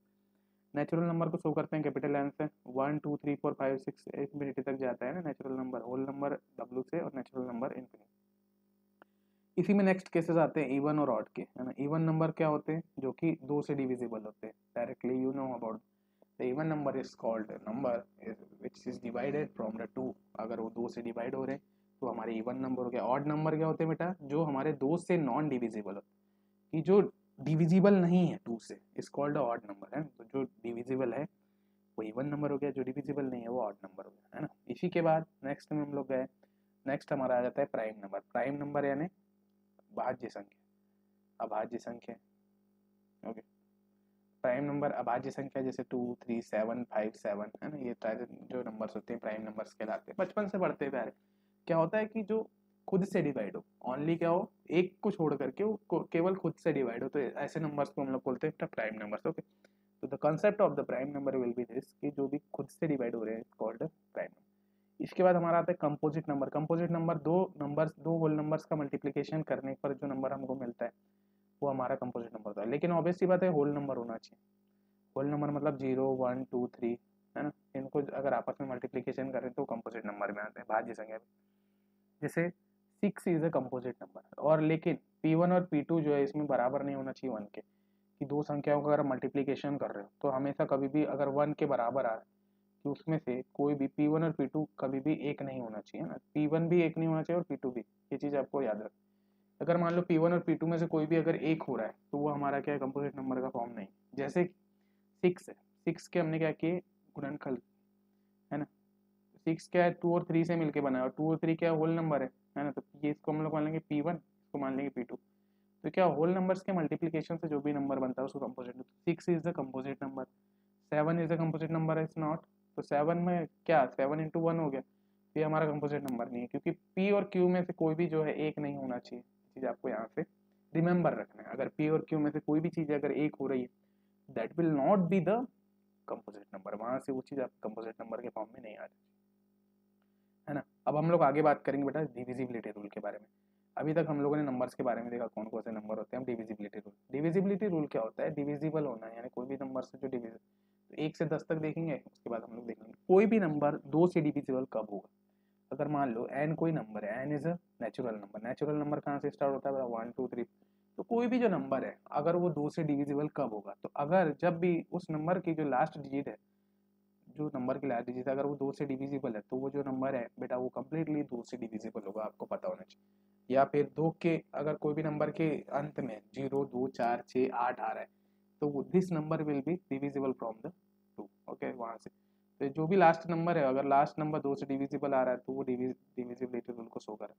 अगर 4 से डिविजिबल होने के लिए बेटा कोई भी नंबर 4 से डिविजिबल कब होगा, जो लास्ट 2 डिजिट है वो आपकी 4 से डिविजिबल होना चाहिए, है ना। पहले वाले में 2 डिजिट होना, लास्ट की 1 डिजिट, जब 2 से डिविजिबल होने के लिए, 4 से होने के लिए लास्ट की 2 डिजिट होना चाहिए। 8 से होने के लिए, अगर 8 से कोई भी नंबर डिविजिबल हो रहा है तो लास्ट की जो 3 डिजिट है, जो भी नंबर है उसकी अगर 3 डिजिट लास्ट से डिविजिबल है किससे, 8 से, तो वो 8 से डिविजिबल होगा। वैसे 16 का डिविजिबिलिटी रूल बोलता है कि जो भी नंबर दिया है बेटा उसका जो लास्ट में जो 4 नंबर है, लास्ट के 4 नंबर अगर 16 से डिविजिबल हो रहे हैं तो that will be divisible from the 16। तो 2, 4, 8 और 16 का हमने देख लिया कि 2, 4, 8 और 16 के डिविजिबिलिटी का रूल क्या है। तो कॉमन होते हैं ना कि लास्ट से 2, लास्ट से 1, लास्ट से 2, लास्ट से 3, लास्ट से 4, this will be the cases of the common thing. तो क्या वहाँ से कॉमन थिंग्स से अगर हो रहा है तो वो डिविजिबिलिटी रूल को वहाँ से शो कर रहा है ना। तो इस तरीके से हम लोग डिविजिबिलिटी रूल इसमें शो करते हैं। वैसे ही आगे करते करते अगर मैं बात करूँ कि अगर मान लो x है, कोई नंबर x है, अगर मान लो 2 की पावर n है, 2 की पावर n की फॉर्म में आ रहा है ना, जैसे 2 की पावर 2 कर देंगे तो 4 आता है, 2 की पावर 3 कर दो तो 8 आता है, 2 की पावर 16 कर दो तो 2 की पावर x अगर कोई नंबर है और 2 की पावर n है, अब n की जगह 1 2 3 5 से लेके आप 100 1000 तक कोई भी नंबर है, तो इस केस में क्या होगा कि जो लास्ट की जो n डिजिट है अगर वो डिविजिबल होगी 2n से, है ना, तो जो n डिजिट अगर डिविजिबल है इससे 2n से, तो वो 2n से डिविजिबिलिटी का रूल होगा। ओके, तो यहाँ से आपको 2 का समझ में आया होगा। ओके, ये तो बचपन से पढ़ते हुए आ रहे हैं कि 2 का क्या होगा 4 का होगा, तो ये आपको याद रखना, रिमेंबर यू शुड हैव। अब देखते हैं 3 का क्या होता है बेटा। 3 से अगर कोई भी नंबर 3 से डिविजिबल कब होगा, है ना। तो फॉर द थिंग अगर कोई भी नंबर है वो 3 से डिविजिबल कब होगा, sum of the digit will be divisible by 3। जो भी आपका नंबर है उसका जो भी सम है लास्ट की 3 डिजिट का, मान लो एक्स वाई जेड लिखा है, एक्स वाई जेड बाई 3। अब इसमें क्या बोला है कि x plus Y plus Z अगर करते हैं तो एक्स वाई जेड अगर आ रहा है और ये डिविजिबल है 3 से, तो वो 3 का डिविजिबिलिटी शो करेगा। जो भी नंबर होगा, टोटल नंबर होंगे 3 से डिविजिबल होंगे, है ना, कि total sum of the number, है ना, जो भी डिजिट दी हुई है उनमें, जैसे x ये डिजिट दी थी एक्स वाई जेड में, x अलग डिजिट है, y अलग है, z अलग, तीनों का सम कर दो, 3 से डिवाइड कर दो तो आपको वो 3 से डिविजिबिलिटी हो जाएगा। फिर 9 में फिर वही केसेस लग दो, एक्स वाई जेड कर दो, तीनों का सम कर दो, बाय डिवाइड कर दो 9 से, फिर आपका 9 से डिविजिबिलिटी शो कर देगा। n बाई 5 में, है ना, तो n बाई 5 में अगर मान लो, अच्छा तो ये 3 और 9 के लिए है ना, ये तो रूल है 3 और 9 के लिए, अगर 3 से हो रहा है 9 से हो रहा है तो इस तरीके से हम लोग कर सकते हैं। अगर कोई भी संख्या को हमने 5 से डिवाइड किया तो कब वो डिविजिबल होगा, तो 5 से के लिए अंतिम में जो भी लास्ट डिजिट अगर 0 और 5 आ रही है तो वो ऑलवेज जो है डिजिट, जो भी नंबर होगा, जो भी नंबर बड़े से बड़ा कोई भी नंबर अगर मान लो लास्ट में 0 और 5 आ रहा है तो हमेशा वो क्या होगा, वो डिविजिबल होगा। ओके, किससे, 5 से। वैसे ही n बाई 10 में, अब बात करूँ n बाई 10 तो लास्ट डिजिट अगर 0 होगी तो आपकी जो n वो हो जाए, है ना। इसी टाइप से अगर n बाई 11 करें तो 11 के लिए क्या होता है, तो देखिए 11 का सबसे इंपॉर्टेंट केस है और ये पूछा जाता है मैक्सिमम टाइम, क्वेश्चन एग्जामिनर जो है पूछा जाता है ना। मान लो कोई एक नंबर है X Y Z P, X Y Z P 4 अंकों का कोई नंबर है ना, 4 नंबर, ये नंबर है बेटा, एक टोटल पूरा नंबर है जो कि 4 अंकों का है। तो इसमें क्या होता है कि जो सम, जो इवन वाला फॉर्म है, इवन क्या होगा 2 और 4, तो यहाँ पर इस संख्या में दूसरा नंबर ये है और चौथा नंबर ये, तो y प्लस पी को अगर हम ऐड करें, जो सम नंबर्स का ऐड करें, जो सम डिजिट नंबर्स का ऐड करें और इसको सब्सट्रैक्ट कर दे किससे, ऑड से, x प्लस जेड से, तो इस केस में जो भी हमारा नंबर यहाँ पर फॉर्म होता है उसको हम लोग कहते हैं वो, अगर वो नंबर 11 से डिविजिबल हो रहा है, अगर ये जो यहाँ पर नंबर हमको फाइंड हो रहा है अगर वो 11 से डिविजिबल हो रहा है तो वो 11 से डिविजिबिलिटी का रूल होगा। या जब अगर आप सब्सट्रैक्ट कर रहे हैं और अगर मान लो 0 आ रहा है, अगर सब्सट्रैक्ट करने के बाद अगर वो 0 आ जा रहा है तो वो भी हमारा क्या 11 से डिविजिबल होगा। ओके, ये चीज यहाँ से होगी। मान लो देखो यहाँ पर बोला है sum of digit of even, sum of digit of odd, और दोनों को क्या कर दो, सब्सट्रैक्ट कर दो, अपॉन में 11 कर दो, तो ये 11 से डिविजिबल होगा, या तो फिर 0 होना चाहिए, या तो फिर जो अगर 0 आ रहा है तो वो भी क्या होगा, डिविजिबल होगा 11। ओके, जैसे कि एक नंबर है 1331 बेसिक रूल से बनाते हैं, 2 प्लस 3 कर देंगे क्योंकि दो दूसरे नंबर पे, चौथे नंबर पे, तो इवन का कर दो, 3 धन 1 4 हो गया, माइनस कर दो फर्स्ट और थर्ड का, 1 प्लस 3 कर दो, अपॉन में 11 कर दो। यहाँ पर सॉल्व करने पर 0 अपॉन 11 आ रहा है, अब 0 आ रहा है तो ऑलवेज सी बात है कि ये 0 से डिविजिबल होगा, तो मैंने दो चीज बताया था, 0 भी आना चाहिए, 11 आ रहा है, तो वो डिविजिबल होगा 11 से। ओके, अब देखते हैं 6 और 12 से। 6, 12, 14, 15, ये अगर मान लो कोई भी संख्या 6 से कब डिविजिबल होगी, 12 से कब होगी, 14 से कब होगी, 15 से कब होगी। तो अगर मान लो इस तरीके के नंबर्स आ रहे हैं, तो ये नंबर्स अगर मान लो 6 से डिविजिबल होने के लिए अगर वो 2 और 3 से डिविजिबल हो रही, जो भी संख्या आ रही है X Y Z will be divisible from 2 और 3, तो वो बेटा 6 से भी डिविजिबल होगी। अगर कोई भी संख्या 3 और 4 से डिविजिबल है, एक्स वाई जेड अगर 3 और 4 से डिविजिबल है, तो वो संख्या क्या होगी, 12 से भी डिविजिबल होगी। यहाँ से ये चीज हो। अगर कोई भी संख्या 14 से डिविजिबल कब होगी, जब वो 2 और 7 से डिविजिबल है, तो वो हमारी 14 से डिविजिबल होगी। कोई भी संख्या हमारी 3 और 5 से डिविजिबल है, तो वो हमारी 15 से डिविजिबल होगी। तो this are the all things of the rules, ये सारे क्या है हमारे रूल्स है। कोई भी संख्या किसी से डिविजिबल कब होगी, तो ये सारे केसेस उसमें हम लोग क्या करते हैं, ये सारे केसेस हम लोग उसमें लगाते हैं। और we should have find things. Okay, वहां से हम लोग क्या, ऐसे ही हम लोग को करना चाहिए। ठीक है, तो यहाँ से हमने निकाल लिया। ओके, डिविजिबिलिटी रूल आपको यहाँ से समझ में आया होगा। चलिए यहाँ देखते हैं। अब यहाँ देखिए क्वेश्चन इस तरीके से आते हैं, fill in the blanks the smallest digit that will be make, है ना। यहाँ पर एक कौन सी ऐसी संख्या आएगी, है ना, कौन सी संख्या आएगी जो कि डी यहाँ ऐसी कौन सी संख्या आएगी हमको फाइंड करना है। तो ऐसे नंबर्स में जब भी ऐसे क्वेश्चंस आते हैं, तो मान लेते हैं कि कितने नंबर है, 1 2 3 4 5 6 7 8 9। यहाँ के अगर मेरे को नंबर फाइंड करना है, तो मैं फाइंड कर सकता हूँ, है ना, फाइंड कर सकता हूँ क्या, मेरे को ये चेक करना है। और इसका जो है इन नंबर्स का जो सम है, यहाँ पर एक लाइन ही लिखी, the sum of all number will be 54 बोला है ना। तो यहाँ पर 54 मेरा क्या आ रहा है, एवरेज आ रहा है, सॉरी एवरेज ऑफ द, यहाँ पूरा क्वेश्चन नहीं लिखा हुआ। तो इसमें कौन सा नंबर आएगा, तो बेटा ऐसे नंबर्स को करने के लिए सभी पूरी डिजिट को ऐड कर दो आप पहले, सबसे पहले 9 3 8 5 6 x 2 2 और यहाँ पर लगा दो तो सूत्र ऑफ एवरेज, है ना, एवरेज। तो एवरेज का जो फॉर्मूला होता है वो total sum of number upon में total number is equals to the given value.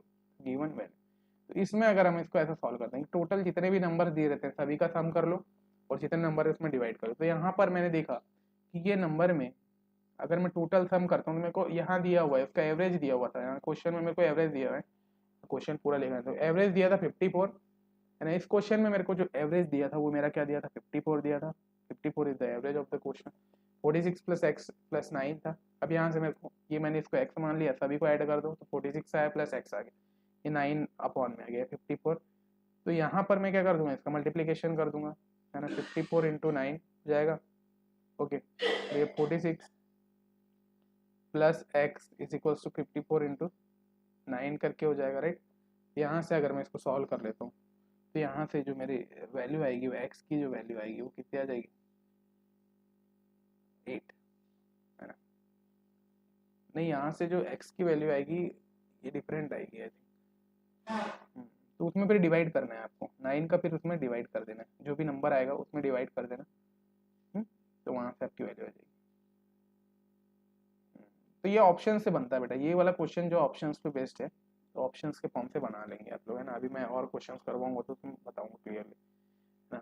इसके बाद फिर एक नंबर और दिया है और बोला है अगर ये क्या ये 11 से डिविजिबल है क्या ये नंबर जो है 11 से डिविजिबल है क्या, ये चेक करके बताना है। तो फॉर द 11 से divisible we know about the digit, जो भी यहाँ डिजिट दिए ऑड और इवन को कर देंगे सम। तो मैंने क्या किया, सबसे पहले ऑड को करना चाहा था, 2 6 5 यहाँ x 7, ये पूरे ऐड हो जाएंगे इस तरीके से, 20 प्लस एक्स आ जाएगा, इवन आ जाएगा ये 29। अब मेरे को क्या करना है, 11 से डिविजिबल करने के लिए दोनों का क्या मैं करूँगा, सब्सट्रैक्शन कर दूंगा, दोनों का सब्सट्रैक्शन कर दूंगा और चेक करूंगा कि वो 11 से डिविजिबल है क्या। तो यहाँ से मैंने दोनों को घटाया तो मेरा क्या गया, 9 माइनस एक्स आ गया। अब 9 माइनस एक्स कब 11 से डिविजिबल हो गई, तो यहाँ पर कोई भी मेरे को एक संख्या चूज करना है, तो ऑप्शन के बेसिस पे देखना है। अगर मैं यहाँ पर 9 रख दूँ, अगर x की जगह मैं 9 रख दूँ तो ये 0 हो जाएगा, 0 भी क्या होता है 11 से डिविजिबल होगा। या फिर मेरे को क्या लेना पड़ेगा, यहाँ पर मेरे को -2 लेना पड़ेगा, x की जगह -2 लेना पड़ेगा अपॉन में 11 लेना पड़ेगा। तो -2 लेंगे तो पूरे नंबर्स माइनस हो जाएंगे, तो माइनस तो हम ले नहीं सकते, तो इसलिए हमारा जो है 9 is the correct answer for this question. 11 से डिविजिबल होने के लिए जो x की वैल्यू अगर यहाँ पर 9 आ गई, ये वाला जो नंबर हो गया अगर ये 9 हो गया, तो this the value will be the divisible from the 9। Okay, वहाँ से जो संख्या होगी वो हमारी क्या होगी, डिविजिबल होगी किससे, 9 से। तो ये हमारे डिविजिबिलिटी रूल है और इस तरीके के हमारे यहाँ पर क्वेश्चंस आते हैं from the divisibility rule. Okay, तो यहाँ से हमने कवर कर लिया। अब फिर नंबर सिस्टम में और आगे बढ़ते हैं और फिर अब हम लोग आगे कंसेप्ट के बारे में बात करेंगे, फैक्टर्स के बारे में, है ना। जो हमारा नेक्स्ट कंसेप्ट है this will be the factor, की फैक्टर एक्चुअली क्या होता है ना, तो इसको हम लोग पढ़ते हैं।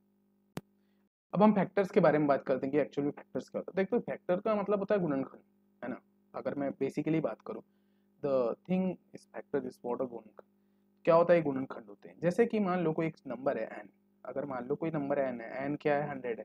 अगर मैं 100 के फैक्टर्स की बात करूँ तो क्या होगा कि ऐसी संख्याएं 100 तक, 1 से लेके 100 तक ऐसी संख्या है जो कि 100 से डिविजिबल है ना। जिसको 100 क्या है उसमें डिविजिबल हो, कि उसमें अगर हम 100 में भाग दें उन संख्याओं का तो वो क्या होगा, आपस में उसका क्या चले जाए, भाग चले जाए। तो जो भी संख्याएं अगर ऐसी हो तो उसको हम लोग बोलते हैं बेटा फैक्टर्स। ओके, उसको बोलते हैं हम लोग फैक्टर्स। तो गुणनखंड क्या होते हैं, कोई भी संख्या जो कि उन नंबर्स क्या हो डिविजिबल होना चाहिए, तो हमारे फैक्टर्स कहलाते हैं। जैसे कि इसमें n क्या है, नंबर एक संख्या है। ओके, तो n इज द नंबर। यहाँ पर जैसे 100 है तो 100 1 से भी डिवाइड होता है, 2 से भी होता है, 4 से भी होता है, 5 से भी होता है, 10 से होता है, 20 से होता है, 25 से होता है, 50 से होता है और 100 से, राइट। ये चीज आपको क्लियर है कि जो 100 है, 100 इज डिविजिबल फ्रॉम द 1 2 4 5 10 20 25 50 100, है ना। 100 वर्ड डिविजिबल है। तो 100 क्या हो गया, 100 is the prime factors of multiplication. अब हम लोग क्या करेंगे, जब भी हम इस फैक्टर में बात करेंगे तो हम लोग क्या करेंगे, जो भी इसके फैक्टर्स होते हैं उनके हम हमेशा क्या लेंगे, प्राइम फैक्टर लेंगे, प्राइम फैक्टर लेंगे। ओके, तो उसको हमको क्या करना है, प्राइम फैक्टर्स के फॉर्म में चेंज करना है मल्टीप्लिकेशन के।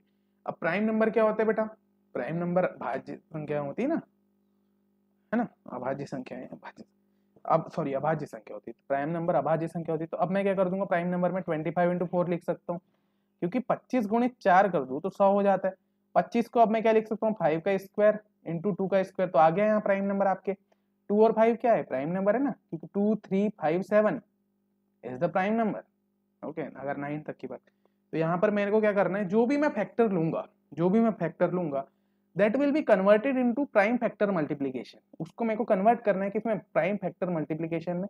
और with the help of the this thing we will finding the value. अब जब पहली स्टेप क्या है कि जो भी फैक्टर ले रहे हैं उसको हम लोग प्राइम फैक्टर मल्टीप्लिकेशन में कन्वर्ट कर दे। तो यहाँ से 2 और 5 मेरा प्राइम नंबर हो गया। अब क्या होगा, अब मेरे को यहाँ से फैक्टर निकालने में इजी होगा। तो ऑब्वियस सी बात है, देखिए यहाँ पर क्या लिखा हुआ है, अगर मैं इसको अरेंज करके लिखूँ तो 2 पहले आ जाएगा, 2 के ऊपर कितने की पावर है 2 की, और 5 के ऊपर 2 की पावर। तो ऑब्वियस सी बात है इस वाले केसेस में 2 के ऊपर कभी 0 की पावर भी रही होगी, 2 के ऊपर 1 की पावर भी रहेगी, 2 के ऊपर 2 की पावर भी रहेगी, है ना। 2 के ऊपर 0 1 और 2 इसी तरीके से 5 के ऊपर 0 की पावर भी रहेगी, 5 के ऊपर 1 की पावर रहेगी और 5 के ऊपर 2।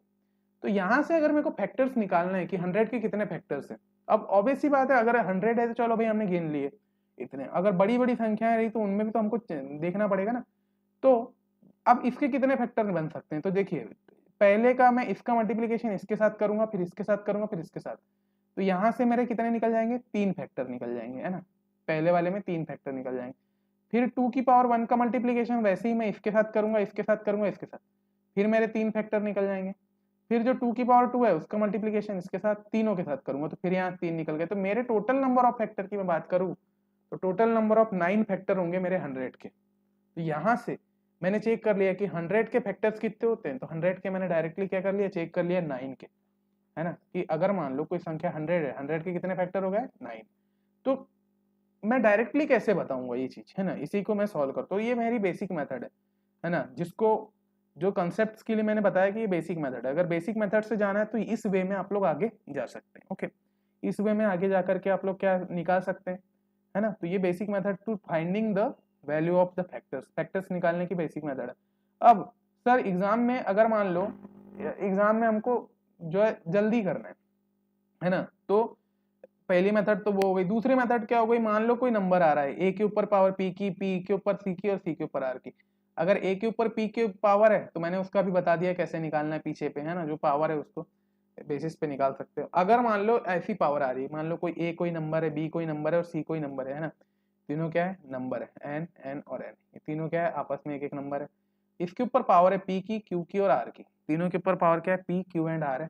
Where A B C is a number, prime number. इसमें जो है ए बी एंड सी क्या है, ये क्या है हमारे prime number. A B C क्या है बेटा प्राइम नंबर। तो इसका अगर मेरे को नंबर ऑफ फैक्टर निकालना है तो इसके लिए डायरेक्टली एक फॉर्मूला दिया गया है आपको, you should have to remember this formula, p+1 q+1 और r+1 कर देना है, जो भी पावर दी उसमें 1 1 ऐड कर दो, है ना। अगर प्राइम नंबर है, प्राइम नंबर मतलब ABC अभाज्य संख्या है ना, A की जगह भी अभाज्य संख्या है, B की जगह भी वो अभाज्य संख्या है और C की जगह भी वो अभाज्य संख्या है। अगर ऐसा दिया है तो क्या करेंगे, उनकी पावर में आप लोग 1 1 ऐड कर दो और आपस में मल्टीप्लीकेशन कर दो, और जैसे ही आप मल्टीप्लीकेशन करोगे तो जो फैक्टर आएगा मल्टीप्लीकेशन के बाद जो भी नंबर आएगा उतने उसके क्या हो जाएंगे, फैक्टर हो जाएंगे, उतने उसके क्या हो जाएंगे, फैक्टर हो जाएंगे। अभी मैं एग्जांपल बताऊंगा आप सभी को कि मान लो कोई एक नंबर है 2 के ऊपर 1 की पावर है, 3 के ऊपर 1 की पावर है, 5 के ऊपर 1 की पावर है, और मेरे को बोला इसके नंबर ऑफ गुणनफल बताइए, इसके गुणनखंड बताइए, इसके फैक्टर्स बताइए। मैं क्या करूंगा, 1+1 फिर 1+1 फिर 1+1 कर दूंगा, क्योंकि तीनों प्राइम नंबर है। तो यहाँ मेरा आ गया 2 इंटू 2 इंटू 2, 2 दूनी 4, 4 दूनी 8, तो मेरे 8 फैक्टर्स आएंगे इस नंबर के, 8 गुणनफल। इसके अगर मैं फैक्टर्स की बात करूँ, total number of the factors of कितने, 8, तो इस तरीके से मैं निकाल लूंगा। तो प्राइम नंबर का कंसेप्ट आपको यहाँ से ये देता है, राइट, प्राइम नंबर का कंसेप्ट आपको यहाँ से दे देता है इस तरीके। तो ये फॉर्मूले को नोट करके लिखेगा, अगर किसी भी संख्या में नंबर ऑफ फैक्टर हमको पूछा, कोई भी नंबर्स का नंबर ऑफ फैक्टर पूछा और जो नंबर है वो अगर प्राइम नंबर है तो उसके लिए हम कैसे निकालते हैं, नंबर ऑफ फैक्टर निकालने का फॉर्मूला होता है p+1 q+1 और r+1। With the help of this concept we can find the number of factor. Okay, now अब अगर मेरे को नंबर ऑफ फैक्टर निकालना है इसका, तो सबसे पहले मैंने क्या कर लिया, विद दिस हेल्प, देखो मेरे को ये फॉर्मूला पता है, ये प्राइम नंबर का, इसलिए मैं क्या कर रहा हूँ, कोई भी नंबर हो रहा है तो इसको मैं प्राइम में चेंज कर दे रहा हूँ, प्राइम में चेंज करके मैं निकाल ले रहा हूँ। जैसे मैं फिर 100 को लेता हूँ, तो 100 को मैंने प्राइम नंबर में क्या चेंज कर दिया, 2 की पावर 2, 5 की पावर 2, अभाज्य संख्याओं में चेंज कर दिया, दोनों के ऊपर पावर लगा दिया। अब मेरे को ये वाली माथापच्ची नहीं करना पड़ेगा, ये वाली माथापच्ची मेरे को नहीं करना पड़ेगा। ओके, तो अब यहाँ से मैं डायरेक्टली, ये मेरे को पता चल गया प्राइम नंबर है, और मैं यहाँ पर फॉर्मूला लगा सकता हूँ क्या, p+1 और r+1, p+1 और r+1।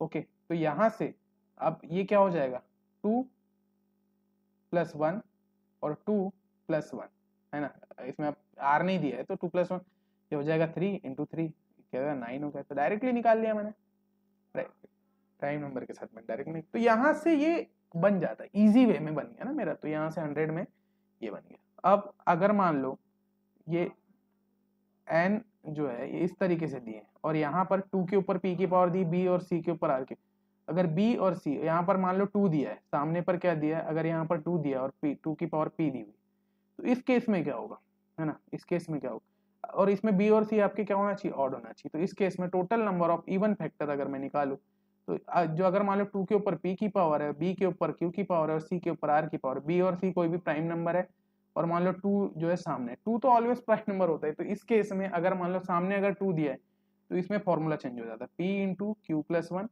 Into r+1। अगर क्या दिया है, 2 दिया है सामने, तो इसमें अगर हमें को फैक्टर निकालना, तो टोटल नंबर ऑफ फैक्टर निकालने के लिए we will using this formula. Okay, पहले हम लोग वो फॉर्मूले से कर रहे थे, अब जब total number of even factor, तो वहाँ पर दे देगा, है ना, ऑड फैक्टर, इवन फैक्टर। जैसे 180 है, 180 को मैंने क्या कर रहा हूँ, चेंज कर रहा हूँ, 180 को मैं क्या कर रहा हूँ, चेंज कर। अब मैं इसको क्या करूंगा, सबसे पहले मैं इसको मेरा जो है मैं प्राइम नंबर में चेंज करूंगा, जो भी इसको प्राइम नंबर, तो 18 10 को मैं क्या कर सकता हूँ, 9 गुणित 2 2 गुणित, तो यहाँ 9 2 के ऊपर 2 की घात और 5 लिख सकते, ठीक है। अब 2 के ऊपर 2 की घात सामने आ जाएगी, यहाँ 3 के ऊपर 2 की घात और 5 के ऊपर, अब अरेंज भी करना है बेटा आप सभी, 2 के ऊपर 2 की घात, 3 के ऊपर 2 की घात और 5 के ऊपर 1 की घात, ठीक है। अब मैंने अभी बताया फॉर्मूला, अगर मान लो सामने 2 दिया है, सामने 2 दिया है, तो इसकी पावर को जैसे 3 रख दो, है ना, इसको कर दो 2+1 और इसको कर दो 1+1 1+1 और आपस में मल्टीप्लीकेशन करो, 3 होगा, तो 3 इंटू 3, ओके, और 1 1 2, तो 3 3 9 9 दूनी 18, नहीं नहीं नहीं नहीं गलत कहाँ हो रहा है मेरा, 3 के ऊपर 2 की पावर ना, नहीं यहाँ पर सॉल्यूशन गलत हो, क्योंकि p+1 आ रहा है ना, 3 3 9 9 दूनी 18, यहाँ पर आपका आ जाएगा 18, तो यहाँ से आपका जो आंसर आ रहा है वो कितना आ जाएगा, 18, क्योंकि 3 को तो जैसे का, अच्छा ये 2 के ऊपर 2, यहाँ 2 है बेटा, हाँ ठीक है, सॉरी सॉरी सॉरी, मैंने 2 के ऊपर और 30 को ऐड नहीं करना है, तो ये 2 3 दूनी 6 6 दूनी 12, तो 12 ही आएगा आंसर, है ना, 12 आएगा। तो टोटल नंबर ऑफ फैक्टर मैंने इजीली निकाल लिया। तो ये इवन फैक्टर, अगर जब भी आपको इवन फैक्टर निकालने बोलेगा तो you should have to use this formula, p q+1 r+1। Even factor जब भी बोला, क्या इवन फैक्टर जब भी बोला तो इस तरीके से निकालना है। ओके, इवन फैक्टर के लिए हम लोग इस तरीके से सॉल्व करेंगे, है ना। अब यहाँ से हमने देखा कि हमने क्या देखा बेटा, इस कॉन्सेप्ट में देखा कि फैक्टर निकालने के लिए अगर मान लो n कोई संख्या है, a के ऊपर b के ऊपर q, c के ऊपर r है ना, ये क्या है, प्राइम नंबर है, ये क्या है, प्राइम नंबर है। ये क्या होना चाहिए, गुणनफल निकालने का सबसे बेस्ट थिंग ये ABC will be the prime. तो यहाँ से अगर मेरे को बोला कि टोटल फैक्टर, जब मैंने बताया कि टोटल नंबर ऑफ फैक्टर का फॉर्मूला क्या होता था, ये था, और इवन फैक्टर निकालने का फॉर्मूला मेरा ये था। मैंने दोनों फॉर्मूले बताया कि अगर मेरे को सिर्फ फैक्टर निकालना है, अगर मेरे को फैक्टर निकालना है, total number of factor, total factor निकालना, तो ये फॉर्मूला लगाऊंगा, और इवन फैक्टर निकालूंगा अगर मैं इवन नंबर ऑफ फैक्टर, जिसमें अगर 2 की पावर कोई भी सामने यहाँ पर एक्स वाई जेड है, 2 के ऊपर कोई भी पावर एक्स वाई जेड है, तो यहाँ से हम लोग निकाल लेंगे। अब फिर सर आपने इवन फैक्टर तो बता दिया, अब ऑड फैक्टर कैसे निकालेंगे। तो ऑड फैक्टर निकालने के लिए अगर मैं टोटल फैक्टर में से माइनस कर दूं इवन फैक्टर को, तो मेरा ऑड निकल जाएगा, क्योंकि ऑब्वियस सी बात है ना, ऑब्वियस सी बात है कि अगर जो ऑड है प्लस इवन मिलके क्या हो रहा है, टोटल नंबर ऑफ फैक्टर हो रहे हैं, टोटल नंबर ऑफ फैक्टर हो रहे हैं। तो इवन को मैं इधर कर दूं, ऑड निकालना है मेरे को, और मैं इवन को क्या कर दूं, इधर कर दूं, टोटल में से माइनस कर दूं। टोटल में से अगर मैं इवन को माइनस कर देता हूं तो मेरा ऑड निकल जाएगा, यहाँ से मेरा ऑड निकल जाएगा। तो इस तरीके से मैंने ऑड फाइंड कर लिया। तो नंबर ऑफ फैक्टर निकालने के लिए we will using the formula this like, okay. वहां से अब फिर से मैं देखता हूँ 100 को फिर मैंने चेंज किया दिस। अब यहाँ से अगर मेरे को बोलेगा क्या, total number of odd number बताइए, ऑड नंबर का फैक्टर बताइए, 2 की पावर 2, 5 की पावर 2, है ना। तो यहाँ से सबसे पहले हम लोग ये फाइंड कर लेंगे, है तो 1 इंटू 3, तो यहाँ से 3 आ गया, है ना। ये भी आपको याद रखना, टोटल नंबर ऑफ फैक्टर, तो 1 into P plus 1 R plus 1 के फॉर्म से भी निकाल सकते। अब ये अलग अलग, ये ऑड फैक्टर निकालने का सूत्र है। अगर मैं डायरेक्टली ऑड फैक्टर निकालने की बात करूँ कि कोई नंबर दिया है 2 की पावर p, p की पावर q, तो यहाँ पर जो 2 की पावर है उसको डायरेक्टली आपको 1 ले लेना है ना। यहाँ पर जो भी नंबर दिया रहेगा उसको 1 ले लेना है, ऑड फैक्टर के केस में, है ना। इवन के नहीं, ऑड के केस में क्या करना है, कोई नंबर है और यहाँ 2 की पावर अगर मान लो 8 दिया है, 3 की पावर 5 दिया है, और 4 की 5 की पावर 2 दिया है, तो इस केस में ये इसको ऑलवेज भी 1 लेना है। अगर ऑड फैक्टर निकाल रहा हूँ मैं, ऑड फैक्टर निकाल रहा हूँ, देखिए इवन में अलग होता है, ऑड में अलग होता है। जो भी यहाँ पर 2 की पावर दी है, अगर मतलब इस केस में इसको 1 ले लो, इसको 5 प्लस 1 कर दो, इसको नहीं, हाँ 5 प्लस 1 कर दो, और इसको 2 प्लस 1 कर दो, जो भी आ रहा है वो उस नंबर का क्या होगा, फैक्टर होगा ना, वहाँ से वो फैक्टर हो। यहाँ से total number of odd factor भी आपको पता चल गया, है ना। अब एक क्वेश्चन करते हैं, और क्वेश्चन करके इसको और कॉन्सेप्ट को इजी वे में गोइंग थ्रू करते हैं। देखिए यहाँ पर बोला है find out the total number of even and odd factors of 500। तो आपको 500 दिया हुआ है, इसके आपको क्या निकालना है, इवन फैक्टर निकालना है, और इसके ऑड फैक्टर निकालना है, दोनों निकालना है। तो मैंने बता दिया था फॉर्मूला क्या होता है, चलो 1 बाय 1 हम निकालते हैं। सबसे पहले मैं क्या करूँगा, इसको कन्वर्ट कर दूंगा कि इसमें प्राइम नंबर्स में, क्योंकि मेरा जो ए और बी आएगा वो क्या होना चाहिए, प्राइम होना चाहिए। तो 5 और 2 के फॉर्म में मैंने कन्वर्ट कर दिया। तो मैं इसको अरेंज करूँ तो 2 की पावर 2 इंटू 5 की पावर 3 भी लिख सकता हूँ, आगे पीछे करके मेरे को अरेंज करके लिखना है। तो यहाँ से मैंने क्या किया, 500 को मैंने 100 इंटू 5 कर दिया, फिर 25 इंटू 4 कर दिया, इंटू 5 कर दिया, 5 की स्क्वायर 2 का स्क्वायर 5, यहाँ 5 5 सेम है तो 5 की पावर 3 आ गई, 4 आ गया, 2 की पावर 2 करके मैंने इसको प्राइम नंबर में, सबसे जो मेरा फर्स्ट स्टेप है प्राइम नंबर।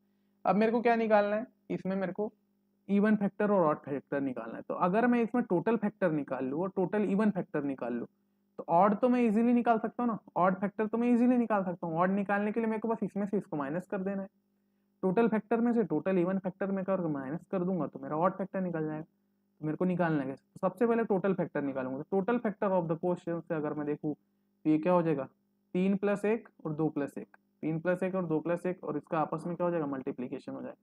तो यहाँ से मेरा कितना आ गया, 12। तो यहाँ से टोटल फैक्टर आ गया 12। टोटल इवन फैक्टर की बात करूँ तो 2 के ऊपर जो पावर है उसको जैसे का वैसा रख दो, 2 के ऊपर जो पावर है उसको जैसे का वैसा रख दो, और जो 3 के ऊपर इसमें p प्लस, क्योंकि p इंटू क्यू प्लस 1 होता है इवन फैक्टर के केस में। ओके, अगर 2 संख्या तो 2 गुणित 4, ये हो गया मेरा 8, तो 12 इवन फैक्टर मेरा हो गया कितने, 8, और टोटल फैक्टर हो गया मेरे 12, 12 और 8 हो गया, ठीक है। तब अब मेरे को क्या निकालना है, ऑड फैक्टर। तो ऑड फैक्टर के लिए मैं माइनस कर दूंगा इजी वे में। तो मैं क्या कर दूंगा, 12 में से अगर मैं 8 को माइनस कर दूं तो मेरा 4 आ रहा, 4 मेरा क्या हो गया, ऑड फैक्टर हो गया। तो odd factor, total odd factor कितना हो गया मेरा, 4 आ गया। तो यहाँ से मेरा ऑड फैक्टर आ गया 4, इवन फैक्टर आ गया 8, है ना, और मेरा जो टोटल फैक्टर हो गया वो 12। इस तरीके से हम लोग इसको सॉल्व करते हैं, राइट। इस तरीके से हम लोग इसको सॉल्व करते हैं, ठीक है। तो ये मेरा सॉल्यूशन था कि how can we find the solution with this help. Okay, यहाँ से हमने ये निकाल लिया। अब नेक्स्ट कॉन्सेप्ट पे बात करेंगे, नंबर ऑफ प्राइम फैक्टर। अभी हमने ऑड फैक्टर निकाला, total number of odd factor, total number of even factor और टोटल फैक्टर निकाला। अब अगर मेरे को प्राइम फैक्टर निकालना है, नंबर ऑफ प्राइम फैक्टर निकालना है, तो इसका क्या फॉर्मूला? तो नंबर ऑफ प्राइम फैक्टर जब भी मेरे को पूछा कि अगर मान लो n क्या है, a की पावर p, b की पावर q और c की पावर r है, और a b c are the prime factor, है ना, a b c क्या है, प्राइम फैक्टर तीनों। तो अगर मेरे को कभी बोला क्वेश्चन में कि प्राइम फैक्टर निकालिए, अभाज्य गुणनखंड निकालिए, कभी क्या बोलेगा, क्वेश्चन क्या आता था, अभाज्य गुणनखंड निकालिए, इसका क्या निकालिए, अभाज्य गुणनखंड ज्ञात कीजिए, अभाज्य गुणनखंड ज्ञात कीजिए। तो इस केस में मैं कैसे फाइंड करूंगा, इस केस में मैं कैसे फाइंड करूंगा? तो इस केस में फाइंड करने के लिए you should to remember the formula, if p plus Q plus R कर दो, जो भी पावर दी है उसको ऐड कर दो, तो आपका total number of prime factor निकल जाएगा। तो जैसे कि एक नंबर दिया है मेरे पास 120 दिया, मैंने इसको क्या कर दिया, कन्वर्ट किया किसमें, प्राइम फैक्टर्स में। तो 2 की पावर 3 आ गई, 5 की पावर 1 आ गई और 3 की पावर 1 आ गई। अरेंज कर दो, 2 की पावर 3, 3 की पावर 1, 5 की पावर 1। p क्या हो गया, 3 हो गया, p is equal to 3, q is equals to what, 3, q is equals to 1 और r इज इक्वल्स टू 1।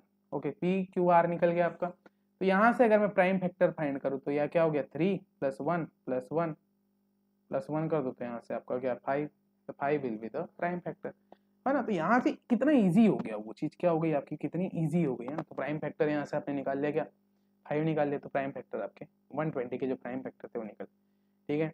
अब यहाँ पर नेक्स्ट कंसेप्ट आ रहा है आपका सम ऑफ फैक्टर। अभी हमने देखा क्या क्या देखा है, टोटल फैक्टर देख लिया, टोटल इवन फैक्टर देख लिया, टोटल ऑड फैक्टर देख लिया, और फिर टोटल प्राइम फैक्टर देख लिया, प्राइम फैक्टर। अब हम लोग देख रहे हैं सम ऑफ फैक्टर। अब हम लोग बात कर रहे हैं सम ऑफ फैक्टर, कि अगर मेरे को कभी पूछा कि सम ऑफ फैक्टर कैसे निकाला जाए, तो देखिए सम ऑफ फैक्टर निकालने के लिए अगर मान लो मैं वापस से वही छोटा एग्जांपल लेता हूँ, 100 के मेरे को अगर गुणनखंड की बात करूँ तो 1 2 5 4, 100 के फैक्टर्स की बात करूँ तो इस तरीके से 9 फैक्टर्स होते हैं। अभी मैंने निकाला था 9 फैक्टर्स होते हैं, टोटल नंबर ऑफ फैक्टर 9 होते हैं। तो अगर मेरे को सम निकालना है तो वापस से मैं इस वे में जाऊंगा, 2 की पावर 0, 2 की पावर 1, 2 की पावर 2 होता है 5, है ना। तो इसका अगर मैं तीनों के साथ मल्टीप्लीकेशन कर दूं, 1 2 और 3 के साथ, फिर 2 की पावर 1 का मल्टीप्लीकेशन इसके साथ इसके साथ इसके तीनों के साथ, फिर 2 की पावर 2 का 1 2, तो ऑब्वियस ही बात है 9 बार मल्टीप्लीकेशन, 2 की पावर 0 का मल्टीप्लीकेशन इसके साथ होगा, 2 की पावर 1 का इसके साथ होगा, 2 की पावर 2 का, और तीनों को अगर मैं ऐड कर दूंगा तो मेरा सम ऑफ फैक्टर निकल जाएगा बेटा, सम ऑफ फैक्टर निकल जाएगा, राइट। यहाँ से मेरा सम ऑफ फैक्टर निकल जाएगा, तीनों का मल्टीप्लीकेशन करके अगर मैं एडिशन कर दूं तो मेरा सम ऑफ फैक्टर निकल जाएगा। ओके, तो यहाँ से ये क्या हो गया, 2 की पावर 0, 2 की पावर 1 और 2 की पावर 2 मैं क्या ले रहा हूँ, इसमें से मेरे सेम चीज क्या आ रही, 5 की पावर 0, 5 की पावर 1, 5 की पावर 2, तीनों में कॉमन है, तीनों से मैं क्या कर लूंगा, कॉमन ले लूंगा और इसको ऐड कर दूंगा, तो मेरा ये यहाँ पर मल्टीप्लीकेशन के फॉर्म में आ गया, 2 की पावर 0, 2 की पावर 1, 2 की पावर 2 आ गया, फिर 5 की पावर 0, 5 की पावर 1 और 5 की पावर 2 आ गया। तो इस तरीके से मैं इसको चेंज कर दिया, तो मेरा ये और ये क्या हो गया, मल्टीप्लीकेशन में हो गया, है ना। तो ये मल्टीप्लीकेशन में हो गया तो मेरा क्या बन गया, इस तरीके से मेरा आंसर आ गया। तो मेरा जो आंसर आएगा ये आ जाएगा, मेरा जो आंसर आएगा। अब इसमें आप लोग पावर रख दो, सॉल्व कर लो, जो भी फैक्टर आ रहे हैं उनके पावर रखते जाओ। 2 की पावर 0 की वैल्यू क्या हो जाएगी, 0 हो जाती है। 2 की पावर 1 की वैल्यू, है ना, यहाँ से जो भी वैल्यूज है उसको पुट करते जाओ और आंसर लिखते जाइए, है ना। किसी भी नंबर की पावर अगर 0 हो रही है ना, तो उसका वैल्यू आ जाता है 1, तो वहां से आप लोग निकाल सकते हैं। ओके, तो इस तरीके से with the help of the sum of factor you should have to find the value. Okay, फिर यहाँ पर आता है सम ऑफ इवन फैक्टर। वही सम ऑफ इवन फैक्टर में 2 की पावर 1 ले लो, जो भी 2 की पावर 0 की जगह 2 की पावर 1 ले लो इवन में। अगर मान लो फैक्टर्स क्या आ रहे हैं, 2 3 4 5 ऐसा आ रहे हैं, है ना, 2 की पावर 1 लेना है, बस यहाँ पर आपको सामने पे 2 की पावर 1 कर देना है तो बन जाएगा, बाकी 0 0 लेना है ना। तो यहाँ पर अगर मान लो 360 है, 360 का मेरे को बोला सम ऑफ इवन फैक्टर निकालो, सम ऑफ इवन फैक्टर निकालिए। तो सम ऑफ इवन फैक्टर क्या निकलेगा, 2 की पावर 3, 5 की पावर 1, 3 की पावर 2, फैक्टर निकल गए पहले तो यहाँ पर 2 की पावर 0 रखने के बजाय मैं डायरेक्टली स्टार्ट कर रहा हूँ 2 की पावर 1 से, 2 की पावर 2 से और 2 की पावर 3 से। तो यहाँ पर मैंने 2 की पावर 0 नहीं लिया, वो चीज़ आपको यहाँ याद रख। फिर यहाँ पर मैंने 5 की पावर 0 से स्टार्ट किया, 5 की पावर 1 से कर दिया, 3 की पावर 2 थी, 3 की पावर 0, 3 की पावर 1, 3 की पावर 2 कर दिया। तो यहाँ पर मेरा जो आंसर आ रहा है 1092 will be the right answer of the sum, and the sum of factor में जो मेरा आंसर आ रहा है 1092 आ रहा है। क्या आ रहा है बेटा, 1092। 360 का अगर हम फैक्टर निकालें तो 1092 के फॉर्म से हम लोग का, ठीक है। अब मैं बात करूंगा कि इसका सम ऑफ ऑड फैक्टर की। सम ऑफ ऑड फैक्टर कैसे? सम ऑफ ऑड फैक्टर निकालने के लिए we know about the n is equal to this given, okay. 2 की पावर p, b की पावर q, c की पावर r, ये दिया हुआ है। अब सम ऑफ ऑड फैक्टर में क्या होगा कि वही है total sum of total factor में से सम ऑफ ऑड इवन फैक्टर घटा दो तो भी निकल जाएगा। या फिर इसको क्या कर दीजिए, 2 की पावर 0 को यहाँ से आपको बस पूरी चीज में नहीं लेना है ना, जो भी p की पावर, जैसे मान लो यहाँ 360 का किए तो यहाँ पर केवल आपको 2 की पावर 0 लेना है, सामने वाला 2 की पावर 0 लेना है, बाकी पूरे लेते जाना है ना, b और c फिर बाकी लेना। तो 2 की पावर 0, 5 की पावर 0 प्लस 1, फिर ये 6 गुणित 13 हो गया बेटा, 78 आ गया। तो यहाँ से मेरा इस तरीके से 2 की पावर 0 लेना है, बस 2 की पावर 0 लेना है और आपस में तीनों का मल्टीप्लीकेशन करके आपको सॉल्व करना है। तो सम ऑफ ऑड फैक्टर आपका यहाँ से निकल जाएगा, ठीक है। तो बहुत सारे फॉर्मूले का मैसअप हो गया होगा, आई नो, मैं आपको लास्ट में कंपाइल करवा दूंगा सारे फॉर्मूले, टेंशन नहीं लेना। तो सम ऑफ ऑड फैक्टर का इस तरीके से निकाल, कोई नंबर दिया है 2 की पावर p, p के बाद तो बेटा 1 इंटू बी की पावर q इंटू सी की पावर r कर दो तो आपका सम ऑफ ऑड फैक्टर निकल जाएगा, ठीक है। वही 360 को किए हमने, 78 आ गया, राइट। तो इस तरीके से हमने निकाल लिया। फिर सम ऑफ इवन फैक्टर भी हो गया हमारा, सम ऑफ इवन फैक्टर हमने इस तरीके से निकाला था, ओके। ये शायद पेज 2 बार आ गया है। सम ऑफ ऑड फैक्टर भी हमने निकाला, ओके ओके। तो अब मैं सारे फॉर्मूलेस को यहाँ पर कंपाइल कर दे रहा हूँ, है ना। सबसे पहले हम लोगों ने क्या पढ़ा कि मान लो एक n कोई नंबर है, सबसे पहले इसके फैक्टर निकालना था। तो फैक्टर निकालने के लिए we know about the formula is this, total number of factor. ये क्या है? टोटल नंबर ऑफ फैक्टर निकालने के लिए p+1 q+1 r+1 करेंगे। फिर मेरे को इवन फैक्टर निकालना बोला, तो इवन फैक्टर के लिए p q+1 r+1 हो गया। फिर मेरे को बोला ऑड फैक्टर निकाल, तो 1 इंटू q+1 r+1 हो गया, है ना। ये मैं फैक्टर्स की बात करूँ, अभी मैं फैक्टर्स की बात करूँ। फिर मेरे को बोला total number of prime factor निकाल, तो प्राइम फैक्टर निकालने के लिए मैं क्या यूज कर रहा हूँ? p plus Q plus R use कर रहा हूँ। मैं क्या यूज कर रहा हूँ? p plus Q plus R. तो मेरा यहाँ से प्राइम फैक्टर निकल गया। तो चारों निकाल लिया मैंने। क्या निकाले? सबसे पहले टोटल नंबर ऑफ फैक्टर निकाला, इवन फैक्टर निकाला, ऑड निकाला और प्राइम निकाल लिया, चारों निकाल लिया। इसके बाद अगर मेरे को सम ऑफ फैक्टर बोला, अब मेरे को सम वालों के फॉर्मूले इस तरीके से। सम ऑफ फैक्टर अगर बोला तो a की पावर 0 से लेके a की पावर p, b की पावर 0 से b की पावर q, c की पावर 0 से c की पावर r तक। फिर मेरे को बोला सम ऑफ इवन निकालो, सम ऑफ इवन में a की पावर 1 से a की पावर p तक, b की पावर 0 से b की पावर q। इस तरीके से मेरा सम ऑफ इवन निकल गया। सम ऑफ ऑड कैसे निकालेंगे? तो यहाँ पर सामने में 1 ले लो, बाकी इधर पे इसको सॉल्व कर लो, तो सम ऑफ ऑड निकल गया, ओके। तो यहाँ से मेरा फैक्टर्स का कंप्लीट चैप्टर होता है, यहाँ से कंप्लीट होता है। अब मैं इसके जो भी है न्यूमेरिकल सॉल्व फैक्टर्स हम लोग इस तरीके से निकालते हैं, ओके। फैक्टर्स का कंसेप्ट आपको वहाँ समझ। अब यहाँ पर फैक्टर्स के बारे में और लिखा हुआ है, गुणनखंड के बारे में, कि number of ways of expressing number of as a multiplication of two numbers, है ना। दो नंबर्स का मल्टीप्लिकेशन करने के बहुत सारे वेज होते हैं और कोई भी नंबर दो उसमें फॉर्म होगा तो 1/2 करके आप लोग निकाल सकते हैं। इसी के बाद if number is not a perfect square, अगर मान लो कोई भी नंबर दिया परफेक्ट स्क्वायर के फॉर्म में नहीं है, लाइक 81 नहीं है, 27 नहीं है, 3 नहीं है, 4 नहीं है, अगर परफेक्ट स्क्वायर नहीं है तो उस केस में अगर मेरे को उसके फैक्टर्स निकालना है तो 1/2 फैक्टर में +1 कर दो तो आपका यहाँ से क्या निकल जाएगा? वो निकल जाएगा। तो इसके क्वेश्चंस अभी करवाऊंगा मैं, तो इसमें आपको इजीली समझ में आएगी सारी चीज़ें, ठीक है। तो यहाँ से आपका कंसेप्ट खत्म हुआ किसका? इस सारी फैक्टर्स का, ओके। तो टेस्ट सीरीज में मैं इसके क्वेश्चन इंक्लूड करूँगा, टेंशन लेने की कोई जरूरत नहीं। तो यहाँ से आपके नंबर ऑफ फैक्टर्स के जो भी क्वेश्चन थे, आई थिंक पूरे आप लोगों ने यहाँ से कवर कर लिया होगा ना, 78 और everything you should have to find, okay. यहाँ से आप लोगों ने इसको कवर कर लिया, ठीक है। अब जो हमारा नेक्स्ट कंसेप्ट, लास्ट कंसेप्ट बचा है, वो हमारा बचा है रिमाइंडर का। अब हम लोग जो है इसको रिमाइंडर को कंप्लीट करेंगे कि रिमाइंडर एक्चुअली क्या होता है, रिमाइंडर के बारे में सारी चीज़ें जानेंगे। तो हमने फैक्टर्स के बारे में जाना, नंबर्स के बारे में जाना, नंबर सिस्टम पूरा पढ़ा। तो नंबर सिस्टम में जो मेन कंसेप्ट ये भी आता है। अब रिमाइंडर क्या होता है, रिमाइंडर कैसे निकालते हैं, वो भी हम लोग अब इसमें देखेंगे, ठीक है। थोड़ा सा रेस्ट कर लीजिए, उसके बाद हम लोग रिमाइंडर के कंसेप्ट की तरफ आगे बढ़ते हैं, ठीक है बेटा। अब हम लोग रिमाइंडर्स के बारे में बात करेंगे कि किसी भी नंबर का अगर मैं डिवाइड करता हूँ तो उसमें रिमाइंडर कैसे फाइंड करते हैं। तो ऑब्वियस सी बात है कि इसकी कुछ मेथड्स होती है। लाइक अगर मान लो यहाँ पर एक नंबर दिया है, 14 को 3 से डिवाइड करने पर इसका शेषफल क्या है, तो ऑब्वियस सी बात है हम लोग इस वे में जाते हैं, है ना, भाग विधि में जाते हैं हम लोग कि 3 चौ 12 होता है, तो बेटा 12 में से 2 बच गया, तो ये 2 मेरा क्या हो जाता है? शेषफल हो जाता है। तो इस तरीके से भी हम लोग रिमाइंडर फाइंड कर सकते हैं। अब देखिए डिफरेंट टाइप के वेज होते हैं रिमाइंडर फाइंड करने। कभी भी आपको अगर गेट में, अगर आप गेट लेवल पे क्वेश्चन आ रहा है किसका, रिमाइंडर का, तो रिमाइंडर के जो क्वेश्चंस होंगे किस तरीके से होते हैं वो हम लोग चेकआउट करते हैं फ्रॉम द हियर। यहाँ से हम लोग चेक करते हैं। ओके, तो यहाँ पर मेरे को क्या दिया है, देखिए रिमाइंडर निकालने के सबसे पहले आपको आर दिया रहेगा, 14/3 दिया रहेगा। इसमें आपको बोलेगा कि फाइंड द रिमाइंडर। ओके, यहाँ से रिमाइंडर फाइंड करने पड़ेगा। तो इस केस में जब भी हम फाइंड करते हैं तो क्या होता है, जो भी नंबर दिया रहता है उसको हम लोग इस तरीके से निकाल के इसका रिमाइंडर निकाल लेते हैं। ओके, कि इसमें डिवाइड कर दो डायरेक्टली कि 3 चौ 12 और बचा कितना 2, तो बचा 2 तो 2 इज द रिमाइंडर, डायरेक्टली बोल सकते हो आप रिमाइंडर के लिए। बेसिक क्वेश्चन होते हैं जैसे 20 और बटे 3 है, तो 20/3 का रिमाइंडर कैसे निकालें, 20 में डायरेक्टली डिवाइड कर दो 3 का, तो 3 चौ 12, 3 बचा बना 3 छक्का 18, बचा कितना 2, 2 इज द रिमाइंडर। या फिर आप ये मेथड से भी जाइए, 20 से 3 करिए, 3 छक्का 18 है ना, तो यहाँ पर बचा 2, 2 इज द रिमाइंडर। तो इसमें आपको भाग, ये जो ये वाले नंबर से आपको कोई मतलब नहीं रहता, कितने बार भाग जा रहा है उससे आपको कोई मतलब नहीं रहता है ना, कितने बार भाग जा रहा है उससे जो रिमाइंडर आ रहा है वो आप इजीली ऐसे भी निकाल सकते हैं। जो शेषफल होता है ना कि कितना डिवाइड करने में कितना शेष बच रहा है, लाइक 41 को अपन 4 से करते हैं तो ऑब्वियस सी बात है 10 बार में जाएगा, 40 बार में है ना, इसके बाद क्या बच रहा है, एक बच रहा है, एक एक्स्ट्रा है, तो एक जो भी एक्स्ट्रा चीज होती है वो हमारा उसका शेषफल आ जाता है।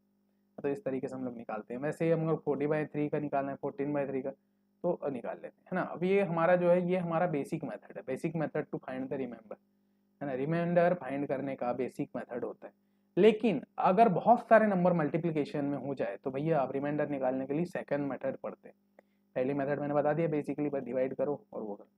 सेकंड मेथड क्या होती है, देखो किसी भी संख्या का रिमाइंडर निकालने के लिए सबसे पहले हम लोग क्या करते हैं, जैसे यहाँ पर 14/3 दिया, 14/3 का अगर मैं डायरेक्टली रिमाइंडर निकालने की बात करूँ 3 चौ 12 होता है, 2 रिमाइंडर आ जाता है, तो यहाँ से निकालिए। अब इसकी दूसरी मेथड क्या है कि अगर 14/3 को अगर मैं सॉल्व करूँ with the help of the other method, तो यहाँ पर क्या होगा, 14 से क्या करेंगे आप लोग, ऐसी संख्याएं देखेंगे जो कि 3 से क्या हो, डिविजिबल हो। 14 के आसपास कौन सी ऐसी संख्याएं जो 3 से डिविजिबल होगी, है ना, जो भी संख्या दी आपकी, मान लो 14 दी बटे 3 है, यहाँ पर आपको क्या करना है, 3 से डिविजिबल आसपास की कौन सी संख्या है उनको लेना।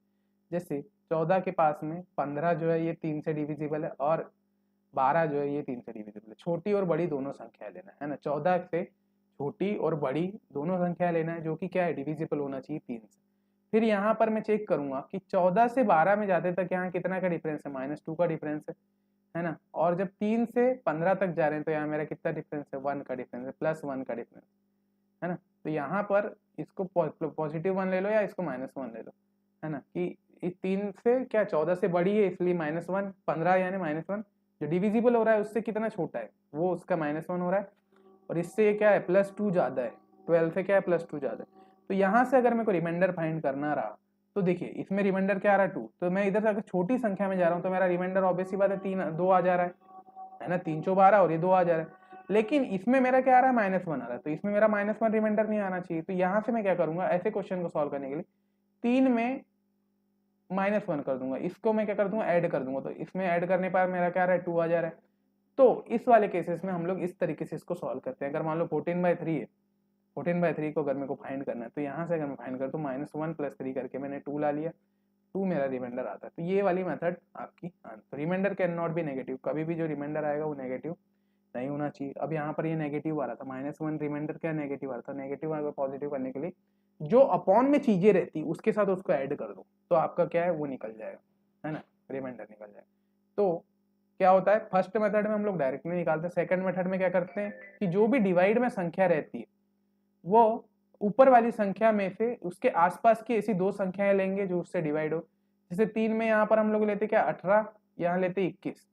अब चेक करेंगे कि 20 से 18 में कितने का डिफरेंस है, 2 का डिफरेंस है, तो यहाँ रिमाइंडर क्या आना चाहिए आपका, 2 आना चाहिए। अब इधर चेक करने पे आ रहा है क्या, तो 21 में -1 आ रहा है, -1 को क्या कर दूंगा मैं, इसके साथ ऐड कर दूंगा 3 के साथ, 3 -1 ये आ जाएगा कितना मेरा 2, तो यहाँ से 2 और 2 मेरा दोनों रिमाइंडर से हमारा। अब -1 है, अब सर बोल रहे हैं आप ऐड करने पे, तो ऐड में देखिए माइनस है, माइनस प्लस माइनस हो जाएगा, तो यहाँ से 2 आ जाएगा मेरा रिमाइंडर। तो अगर बोथ है इसमें हम लोग रिमाइंडर इस तरीके से निकाल सकते हैं, है ना। तो अभी मैं प्रोसेस में आपको बहुत सारे क्वेश्चन बताता हूँ। जैसे 51/4 है, क्या है 51/4 है। अब मैं देखूंगा 51 के पास ऐसी कौन सी संख्या है इससे बड़ी और छोटी की जो किससे डिविजिबल हो 4 से। तो एक हो गई बेटा क्या 52, 52 भी मेरी क्या 4 से डिविजिबल हो गई, और इसके पहले क्या हो जाएगी 48 हो जाएगी। तो 48 से 51 जाते तक मेरे क्या आ रहा है, 3 का डिफरेंस आ रहा है, और 41 से यहाँ -1 का आ रहा है। फिर मैं क्या कर दूंगा, 4 -1 कर दूंगा, तो यहाँ क्या आ जाएगा मेरा 3 आ जाएगा, है ना। तो दोनों में रिमाइंडर मेरा क्या गया 3। दोनों में हमको रिमाइंडर को सेम लाने के लिए क्या करूंगा, इस वाले नंबर को जो भी माइनस, क्योंकि मैंने आपको बताया कि कभी भी रिमाइंडर क्या होना चाहिए, माइनस नहीं होना चाहिए। रिमाइंडर जो होगा आपका माइनस नहीं होना चाहिए। तो यहाँ से with the help of this concept you will be solve the problems of the reminder. क्यों ये बेसिक चीजें क्यों बता रहा हूँ अभी, क्योंकि अभी आप आगे जो क्वेश्चन रहेंगे इसी बेस पे आपको सॉल्व करने के लिए रहेंगे। जैसे यहाँ क्या है बेटा, 23/7 है। 23/7 में मेरे को रिमाइंडर फाइंड करना, तो 23 के 7 जो 28 हो गया, और 7 क्या 21 हो गया, है ना। तो यहाँ से अगर मैं चेक करूँ तो बेटा अगर यहाँ से निकालूँ तो इसका क्या आ जाना चाहिए रिमाइंडर, 28 से 23 आने तक मेरे को -5 हो रहा है, और यहाँ से 23 में 2, जो पॉजिटिव हो रहा है तो पॉजिटिव आपका 2 रिमाइंडर। अब मेरे को इधर भी बनाना है तो 7 - 5 कर दूंगा तो मेरा क्या आ जाएगा, 2 आ जाएगा।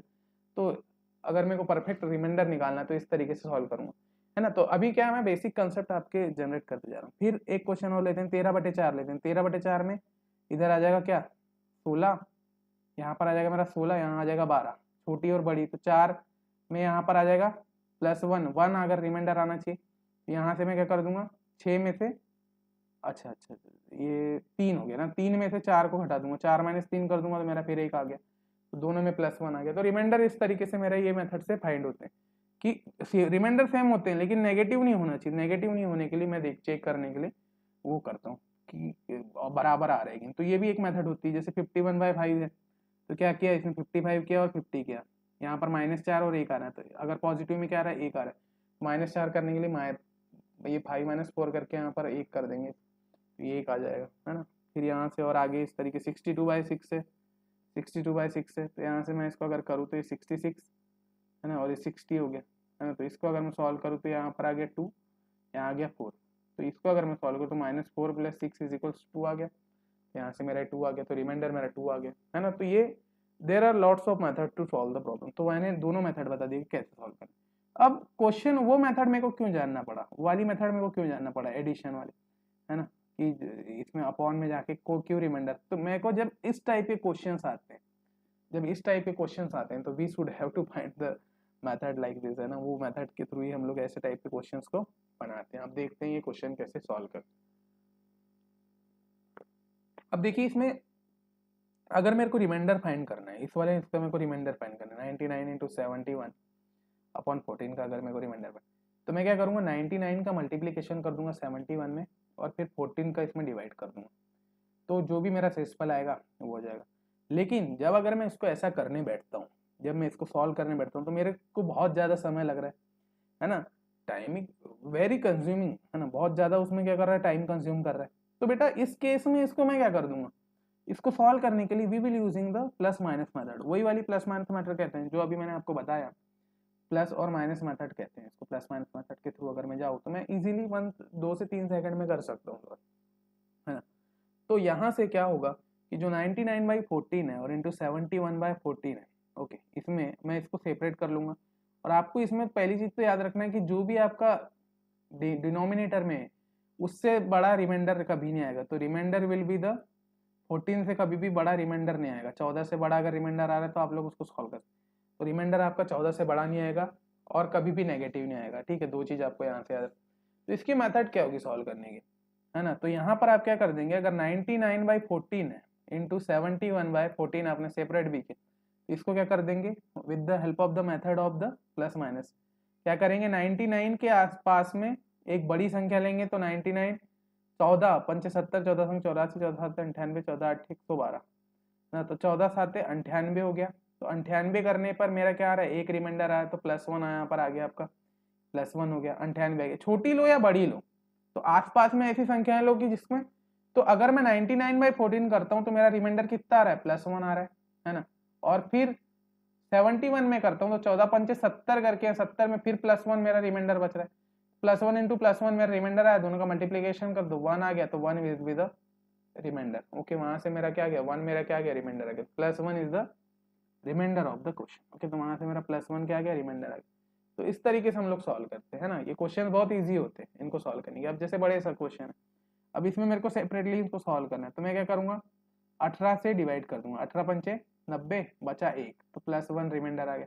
18 यहाँ पर फिर -1 रिमाइंडर आ गया, तो माइनस प्लस -1 लेते जाना है ना, जो भी बच रहा है। तो जैसे 18 से 18 छक यानी 72 आ रहा होगा ना, 18 के पारे में 72 आता है, तो 72 में से एक माइनस ये -1 ये हो गया, फिर ये क्या हो गया +1 हो गया, फिर ये क्या हो गया -1। तो इस तरीके से अगर मैं सॉल्व करूँ तो मेरा रिमाइंडर क्या आ जाएगा 18, तो छोटा नहीं आना चाहिए। तो ये पूरे क्या है, इनको क्या हो गया, इनका फिर आपस में मल्टीप्लीकेशन का, तो जो भी मल्टीप्लीकेशन आ रहा है उसके बेसिस पे आप सॉल्व कर लो। हाँ, अब यहाँ पर दो चीज आती है। अब देखो इसका आपने मल्टीप्लीकेशन है तो 1/18 आ रहा है, 1/18 आ रहा है, ठीक है, 1/18 आ रहा है। तो यहाँ से जो भी पॉजिटिव, अगर मान लो ऊपर की संख्या है, जो भी ऊपर का नंबर है अगर वो पॉजिटिव आ रहा है, ऊपर का नंबर अगर पॉजिटिव आ रहा है, तो आपका जो रिमाइंडर होगा वही होगा जो जो ऊपर नंबर दिया रहेगा, है ना, जो ऊपर नंबर दिया रहेगा वही आपका क्या हो जाएगा, रिमाइंडर हो जाएगा। तो एक इसमें फेसफुल हो जाएगा। लेकिन अगर ऊपर का नंबर नेगेटिव आ रहा है, ऊपर का नंबर अगर ऐसा आ गया -1/18 आ गया, तो इस केस में आप क्या करेंगे, 18 - 1 कर देंगे और यहाँ पर क्या कर देंगे, क्या आ जाएगा आपका 17। तो इसमें जो रिमाइंडर आ जाएगा बेटा आपका 17 आ जाएगा। तो जो रिमाइंडर आ जाएगा वो आपका क्या आ जाएगा, 17 आ जाएगा। तो यहाँ से आपको एक चीज याद रखना है कि हमेशा कि जो भी रिमाइंडर आ रहा है वो कभी भी नेगेटिव नहीं होना चाहिए, remainder will be not negative. तो देखिए बहुत सारे केसेस होते हैं सॉल्व करने के, तो वो जो मैं प्लस माइनस मेथड बताया, मैं इसी कॉन्सेप्ट को समझाने के लिए बता रहा था कि कभी भी रिमाइंडर को पॉजिटिव नहीं लेना है, कभी भी जो भी रिमाइंडर हो उसको पॉजिटिव नहीं लेना। नेगेटिव केसेस में रिमाइंडर इस तरीके से ये बनता है। तो यहाँ से आपका रिमाइंडर, अब ये बहुत सारे क्वेश्चन हैं, इनको सॉल्व करते जाते हैं, सॉल्व करने पे आपको सच में समझ में आएगी। 60 में 62 करता है, तो ये 16 × 85, 16 × 32, 16 × 48, है ना, 16 × 48, 16 64, 16 × 64, तो 64 ये क्या आ गया -2 आ गया, यहाँ से मेरा क्या आ गया -2 आ गया, -2 हो गया, है ना। उसके बाद 16 × 80, 80 में +1 आ गया, यहाँ पर रिमाइंडर +1 आ गया, ये -2 आ गया, +1 आ गया। 16 × 85, 16 × 96, फिर +1 96 आ गया, तो एक बड़ा संख्या आ गया, एक बड़ी संख्या आ गया तो -1 हो गया। फिर 16 × 16, 16 दूनी 32, +1 आ गया, है ना रिमाइंडर। तो यहाँ से फिर जो भी आप ऊपर आए उनका मल्टीप्लिकेशन हो, तो -2 + 1 -1 प्लस माइनस माइनस प्लस हो गया, तो 2, यहाँ से 2/16 आ गया, तो 2/16 में आप लोग इसको लिख सकते हैं डायरेक्टली, आपका रिमाइंडर क्या आ गया 2 आ गया। अब कई बच्चों का क्वेश्चन होगा 2/16 आ गया सर, इसको कैंसिल कर दो, 1 में 2 2 4 8। तो अगर आपने ऐसा किया this will be not valid ना, एक कभी भी इसका रिमाइंडर, आपको 2 ही आएगा, है ना। तो रिमाइंडर निकालते समय कभी भी उसको, जो भी आपका बेस रहता है, base if will be always same, है ना, बेस हमेशा सेम रहेगा, तो इसका रिमाइंडर हमेशा 2 रहेगा, है ना। जो शुरू में बेस दिया है वही लास्ट में भी बेस रहेगा। ओके, तो वो चीज़ आपको वहाँ से याद रखना है। फिर एक क्वेश्चन ये है 19 में 37 का मल्टीप्लाई, तो 19 से 19 दूनी 38, तो -1 आ गया, 19 × 57 +1 आ गया, 19 से 19 19 दूनी 38 +1 आ गया, है ना, 19 से 19 19 × 57 ये 0 आ गया। फिर यहाँ तो अब इस केस में क्या होगा, देखो अगर मान लो कोई भी रिमाइंडर 0 आ गया, किसी भी संख्या का रिमाइंडर 0 आ गया, और अगर मान लो यहाँ पर क्या है, केसेस क्या है मल्टीप्लिकेशन में, किसी भी संख्या का रिमाइंडर अगर डिवाइड करने पर 0 आ रहा है, और ऊपर पे क्या हो रहा है कि जो भी केसेस अगर आपस में मल्टीप्लिकेशन में, तो जो टोटल वैल्यू विल बी 0, वहां पर जो भी टोटल वैल्यू होगी वो क्या हो जाएगी, कंप्लीटली 0 हो जाएगी, है ना। तो टोटल विल बी कंप्लीटली वहां से वो क्या हो जाएगी, 0 हो जाएगी। वो चीज आपको यहाँ से रिमेंबर रखना है ना, क्योंकि क्या होगा कि मल्टीप्लिकेशन में भाई 0 ही आ गया ना, तो 0 में फेसफल 0 आ गया, तो अगर मल्टीप्लिकेशन हो रहा है वो तो 0 ही हो जाएगा ना। 0 के किसी भी साथ संख्या के साथ अगर आप मल्टीप्लिकेशन करते 0 ही हो जाती है, ऑब्वियस सी बात है ना। तो वैसे ही अब ये 16 वाला क्वेश्चन, तो यही क्वेश्चन को अपन ने सॉल्व किया, तो इसमें भी 0 आ जाएगी। 16 × 85, 16, हाँ कोई भी इसमें सॉल्व हो रहा है क्या 16 से, तो 16 ये 112 आ रहा है, तो 112 आ गया, तो रिमाइंडर हमारा बचेगा, तो 0 का मल्टीप्लिकेशन करके हमने 0 लाया। तो इस तरीके से रिमाइंडर हम लोग निकालते हैं, किसी भी नंबर्स का रिमाइंडर निकालते हैं। रिमाइंडर निकालने के लिए 2 मेथड बता दिए, plus minus method, with the help of plus minus method हम लोग जैसे अब 1664 कर दिए, पास में गया है तो यहाँ -2 हो जाएगा, ये -2 का, तो ये प्लस माइनस मेथड हो गया, -2 भी ले सकते हैं, लेकिन कभी भी आंसर में रिमाइंडर माइनस में नहीं आएगा, है ना। अरे ये चीज़ आपको याद रखना है कि जो रिमाइंडर होगा कभी भी माइनस नहीं होगा, है ना। This will be the important thing, आप सभी को याद रखना। चलिए अब कुछ रूल्स के बारे में देखते हैं। अभी जैसे मैंने बताया था आपको कि हमारा लास्ट में आ रहा था 2/16, 2/16 आ रहा था, तो भाई इसको हम लोग कैंसिल भी तो कर सकते हैं ना। आपके मन में तो क्वेश्चन होगा कि अब मैंने बता दिया क्यों कैंसिल नहीं कर सकते, क्यों कैंसिल नहीं, तो ये इसके पीछे रीजन, तो इसके लिए हम लोग यूज करते हैं रिमाइंडर फैक्टर रूल, है ना, फैक्टर रूल यूज करते हैं। अब अब जैसे कि मेरे को इस संख्या में बोला कि अगर मान लो मेरे को बोला है 14/4 का आपको क्या निकालना है, रिमाइंडर निकालना है, तो यहाँ से मैंने बता दिया कि 2 निकल जाएगा, क्योंकि 4 या 12 बचेगा 2, तो यहाँ से मैंने पहली मेथड के थ्रू बता दिया। अब अगर मैं फैक्टर रूल करता हूँ कि अगर मैंने क्या कर दिया, इसको कर दिया 2, 2 दूनी 4, 2 7 ही 14, और मैंने क्या कर दिया बेटा 7/2 कर दिया। अब मैं बोलूंगा कि इसका मेरे को फैक्टर निकालना है, और मेरा क्या यहाँ से अगर रिमाइंडर आ रहा है 1, तो दोनों में चेंजेस हो गए, तो ये हमारा गलत हो जाएगा। जो नीचे वाला होगा ये फैक्टर अगर मैं करता हूँ तो ये गलत हो जाएगा। तो अगर मैं फैक्टर कर रहा हूँ और जिस भी नंबर से मैं डिवाइड कर रहा हूँ, तो मेरे को क्या करना पड़ेगा, जो भी अगर मैं फैक्टर करके जो भी नंबर से डिवाइड कर रहा हूँ, अगर मैं उसका वापस से उसी संख्या में जो भी रिमाइंडर आ रहा है उसमें मल्टीप्लीकेशन कर रहा हूँ, तो वो मेरा सही हो जाएगा। और अगर ऐसा केस बन रहा है तो वो मेरा गलत हो जाएगा। वो चीज़ आपको यहाँ से याद करना है। तो रिमाइंडर थ्योरम यही बोलता है कि अगर किसी नंबर को आप फैक्टर कर रहे हैं, तो जिस नंबर से आप डिवाइड कर रहे हैं उसका अगर आप उसमें क्या कर दो, मल्टीप्लीकेशन कर दो आफ्टर गेटिंग द आंसर, तो आपको वो सही हो जाएगा। लेकिन अगर आप डायरेक्टली कर रहे हैं तो गलत हो जाएगा। तो 16/6 का अगर मैं रिमाइंडर निकालूँ तो मेरा 2 आ रहा है, लेकिन 16/6 को अगर मैं कन्वर्ट कर दूँ किसमें, 8/3 में, और फिर मैं यहाँ से चेक करूँ, निकालने की कोशिश करूँ कि रिमाइंडर क्या आ रहा है, तो यहाँ से क्या आ जाएगा, रिमाइंडर फिर क्या आ रहा है, 2 आ रहा है। यहाँ पर आपका कितना आ रहा था, 4 आ रहा था, पहले वाले में 4 आ रहा था, फिर 2 आ गया, तो ये क्या हो गया, गलत हो गया। तो इसमें मेरे को करने के लिए मैंने डिवाइड किसका किया था, 2 का किया था, 2 का डिवाइड किया था, 2 से मैंने डिवाइड किया था। अगर मैं 2 में 2 का मल्टीप्लाई कर देता हूँ लास्ट में जो भी रिमाइंडर, तो मेरा 4 आ जाएगा। दोनों केसेस में मेरा रिमाइंडर 4 आ गया, तो ये सही होगा। लेकिन अगर आपने इसमें डायरेक्टली 2 लिख दिया तो ये आपका आंसर गलत हो जाए। तो रिमाइंडर फैक्टर रूल ये कहता है। फिर जैसे इसमें अगर मेरे को रिमाइंडर बोला तो यहाँ पर 20 से कम 20, 20 दूनी 40, तो 8 मेरा रिमाइंडर आ रहा है। लेकिन अगर मैं इसको 48/20 को कैंसिल कर देता हूँ, किससे, कि 2 से कर रहा हूँ, 2 से मत करिए, 4 से करिए, 4 पंचे 20, 12 से 48, यहाँ 12/5 है ना। अब मैं इसका रिमाइंडर निकालू तो 5 में जाता, 2 आ रहा है, 2 मेरा वैलिड आएगा क्या, नहीं, क्योंकि देखिए इसमें 8 आ रहा है, इसमें 2 आ रहा है। तो मैंने वो किससे किया, इसमें 4 से भाग दिया ना, 4 से, 4 पंचे 20 और 4 छोड़, फिर अगर मैं 2 में 4 का मल्टीप्लाई कर देता हूँ तो मेरा 8 आ जाता है। तो दोनों में अगर सेम करने के लिए मेरे को ये रिमाइंडर फैक्टर रूल होता है ना। तो यहाँ फैक्टर रूल के according we have to find the thing. Okay, वहाँ से मैंने वो चीज़ें देखा। अब किसी भी संख्या का लास्ट डिजिट निकालने के लिए ये सारे चीज़ें हैं ना, लास्ट 2 डिजिट निकालने के लिए। तो हाँ, अब ये कॉन्सेप्ट ये है कि अगर मान लो कोई क्वेश्चन इस तरीके से, अब मैं क्वेश्चंस पे ज़्यादा बात करता हूँ। अगर मान लो ऐसे नंबर दिए हैं, अब इसमें बोला है कि इन नंबर्स का मल्टीप्लिकेशन करके मेरे को लास्ट 2 डिजिट बताओ, लास्ट 2 डिजिट बताओ। तो ऐसे क्वेश्चन को करने के लिए मैं क्या करूँगा, है ना, अगर मेरे को किसी भी नंबर्स में इस तरीके से दिया है और मेरे को बोला है last 2 digit of any expression, किसी भी एक्सप्रेशन के लास्ट 2 डिजिट, तो बेटा किसी भी एक्सप्रेशन के अगर मेरे को कभी भी लास्ट 2 डिजिट निकालने बोला तो मैं क्या करूँगा, हमेशा उसमें 100 का डिवाइड कर दूंगा, r/n/100 कर दूंगा, तो मेरी लास्ट की 2 डिजिट निकल जाएगी। जैसे कि r ये दिया है, तो अगर मेरे को इसकी 2 डिजिट निकालना है लास्ट की, तो मैं क्या करूँगा, इन नंबर्स में 100 का डिवाइड करते जाऊँगा।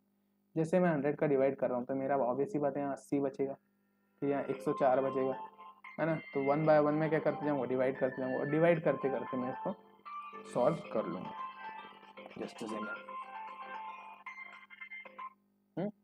अब यहाँ से सॉल्व करते जाऊँगा, फिर मेरा ये आ रहा है ना, ये इस तरीके से आ रहा है, फिर मैं इनको सॉल्व करूँगा।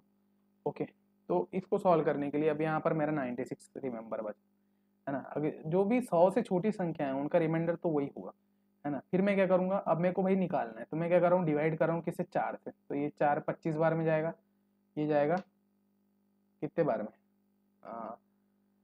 96, 4 से जाएगा, 4 एकम 4 दूनी 8, है ना, और 4 चौ 16, 24 बार, 24/25। अब 25 से कैंसिल हो जाएगा, 25 80 में, तो 25 चौ 25 या 75, हाँ 75 में तो +5 आ जाएगा, है ना। फिर यहाँ पर ये चेंज हो जाएगा। तो 1 बाय 1 करते करते फिर हम लोगों ने जो यहाँ से शेषफल निकाला वो निकाल लिया। मेरा क्या, रिमाइंडर मेरा आ रहा है 20, पूरा इसको सॉल्व करने। अब मैंने जो डिवाइड किया था 4 का मैं यहाँ डिवाइड कर दूंगा, तो यहाँ से मेरा 100 आ जाएगा आंसर, तो 100 मेरा आंसर आ जाएगा। तो लास्ट 2 डिजिट क्या हो गई, 00 हो गए, है ना। फिर इसमें यही वाला क्वेश्चन है ऐसा कि अगर अब पूरे इसमें क्या एडिशन दिया है, तो एडिशन को सॉल्व करने के लिए we will using this types of things. यहाँ से मेरे को अलग अलग चीज़ें यूज़ करना, तो एडिशन में ये सारे मेरा क्या हो गया, रिमाइंडर की चीज़ होगी कि मेरे को किसी भी नंबर का रिमाइंडर कैसे निकालना है ना। तो ये बहुत सारे क्वेश्चंस है, क्वेश्चंस को आप लोग को क्या करना है, सॉल्व करना है। मैं PDF प्रोवाइड कर दूंगा आज ही क्लास की, है ना, PDF आपको बनाना। तो ऊपर जब भी अगर रिमाइंडर पॉजिटिव आएगा, है ना, जो भी अगर मान लो x/y में अगर x पॉजिटिव है, x पॉजिटिव है तो आपका जो रिमाइंडर होगा यही रिमाइंडर हो जाएगा। अगर x minus x upon y हो जाता है और माइनस एक्स हो जाता है मेरा रिमाइंडर, तो इस केस में अगर मैं सॉल्व करूँ तो y माइनस एक्स हो जाएगा हमेशा। ये क्या हो जाएगा, ये y माइनस एक्स आपका रिमाइंडर हो जाएगा। दो चीज यहाँ से आपको याद रखना है ना, y माइनस। अब मेरा बेटा पावर रिमाइंडर आता है। अब जो मेरा कंसेप्ट आ रहा है वो आ रहा है बेटा पावर रिमाइंडर का, कि अगर मान लो कोई भी नंबर के ऊपर अगर पावर लगी, कोई भी नंबर के ऊपर पावर लगी है और मेरे को बोला है find out the power remainder of the question, उस क्वेश्चन का मेरे को पावर रिमाइंडर पूछा, तो उस केस में हम लोग कैसे करते हैं। चलो इसमें बेटा देखो 3/8 दिया है और इसके ऊपर बेटा 69 की पावर दिया, ठीक है। तो ऐसे क्वेश्चन को सॉल्व करने के लिए क्या होता है, यहाँ पर जो भी नीचे जो संख्या दी रहती, नीचे जो भी संख्या दी रहती उससे एक ज़्यादा इधर लेंगे और एक कम इधर लेंगे और चेक करेंगे। जैसे यहाँ 7 हो गया और यहाँ पर हो गया क्या 9। फिर चेक करेंगे कि जो ये संख्याएं हैं, है ना, ये जो संख्या है ये इन संख्याओं के स्क्वायर में आता है कि या तो 9 के स्क्वायर में आता हो या 7 के स्क्वायर में। तो ये हम लोग ये चेक करेंगे, है ना, प्लस -1 और +1 करेंगे, है ना, और चेक करेंगे कि इसके स्क्वायर में आता है। इस तरीके से जो क्या हो रहा है कि मेरे को रिमाइंडर फाइंड करना है, तो मैं 8 से एक -1 करूंगा और 8 से एक +1 करूंगा। सबसे पहले स्टेप हमारा, तो मैं क्या कर रहा हूँ, मैंने 8 से क्या किया -1 एक 7 लिया, +1 करके मैंने क्या लिया 9 लिया, राइट। यहाँ तक समझ में आया। पावर वाले क्वेश्चंस कैसे करते हैं, पावर वाले क्वेश्चन, तो एक मैंने -1 एक मैंने +1 लिया, राइट। दोनों को अब मैं क्या कर रहा हूँ कि यहाँ पर अब क्या कर रहा हूँ, अब मैं चेक कर रहा हूँ कि क्या ये संख्या है जो मैं ले रहा हूँ वो इसके स्क्वायर में आ रहा है या नहीं आ रहा है, ठीक है। ये इसके स्क्वायर में आ रहा है या नहीं आ रहा है, मैं ये चेक कर रहा हूँ, ठीक है। तो इस केस में मैं क्या करूँगा कि अब ये जो 9 है, अब ये जो 9 है ये इसके स्क्वायर में आ रहा है ना, 9 के स्क्वायर में आ रहा है ना, 9 के स्क्वायर के पास में आ रहा है। तो मैं इसको क्या कर सकता हूँ, तो मैंने क्या किया 3 का स्क्वायर इंटू 34 कर दिया, इंटू मल्टीप्लीकेशन में 3 कर दिया, क्योंकि 3 की पावर 69 को अगर मेरे को करना है तो ये 9 के आसपास में आया तो 9 करके कर सकता हूँ, ठीक है। तो यहाँ से मैं क्या कर रहा हूँ, एक बड़ी संख्या ली एक छोटी, तो मैंने इसको लिख दिया 3 की पावर 69 को मैं ये लिख सकता हूँ, है ना, 3 की पावर 1 करके इस तरीके से मैंने अरेंज कर दिया। अरेंज करने के बाद मैं क्या करूँगा 8 का 9 में भाग दूंगा, तो यहाँ से मेरा आ जाएगा +1, है ना, +1 रिमाइंडर आ जाएगा, इंटू में 3 की पावर 3 हो गई, है ना। तो इस तरीके से मेरा यह क्या हो जाएगा, अभी 3 की पावर 3 में डायरेक्टली 1, तो -1 इंटू 3 आ गया, है ना, नहीं 27 आ गया। तो मेरा यहाँ से 27 will be the right answer of the question, है ना। अभी ये क्वेश्चन हो सकता है पहली बार में समझना है, अभी मैं नंबर्स ऑफ टाइम ऐसे ही और क्वेश्चंस आपको सॉल्व करवाऊंगा, ठीक है। तो इसमें मैंने क्या किया, अब ये क्वेश्चन में मैंने क्या किया, देखिए मैंने सॉल्व किया, इसको सॉल्व किया और मैंने कैसे लाया, मैं एक बार और रिपीट करूँ, ठीक है। सबसे पहले जो भी डिनोमिनेटर में दिया है उससे एक बड़ी संख्या लीजिए और एक छोटी संख्या लीजिए, ठीक है। अगर ये जो नंबर है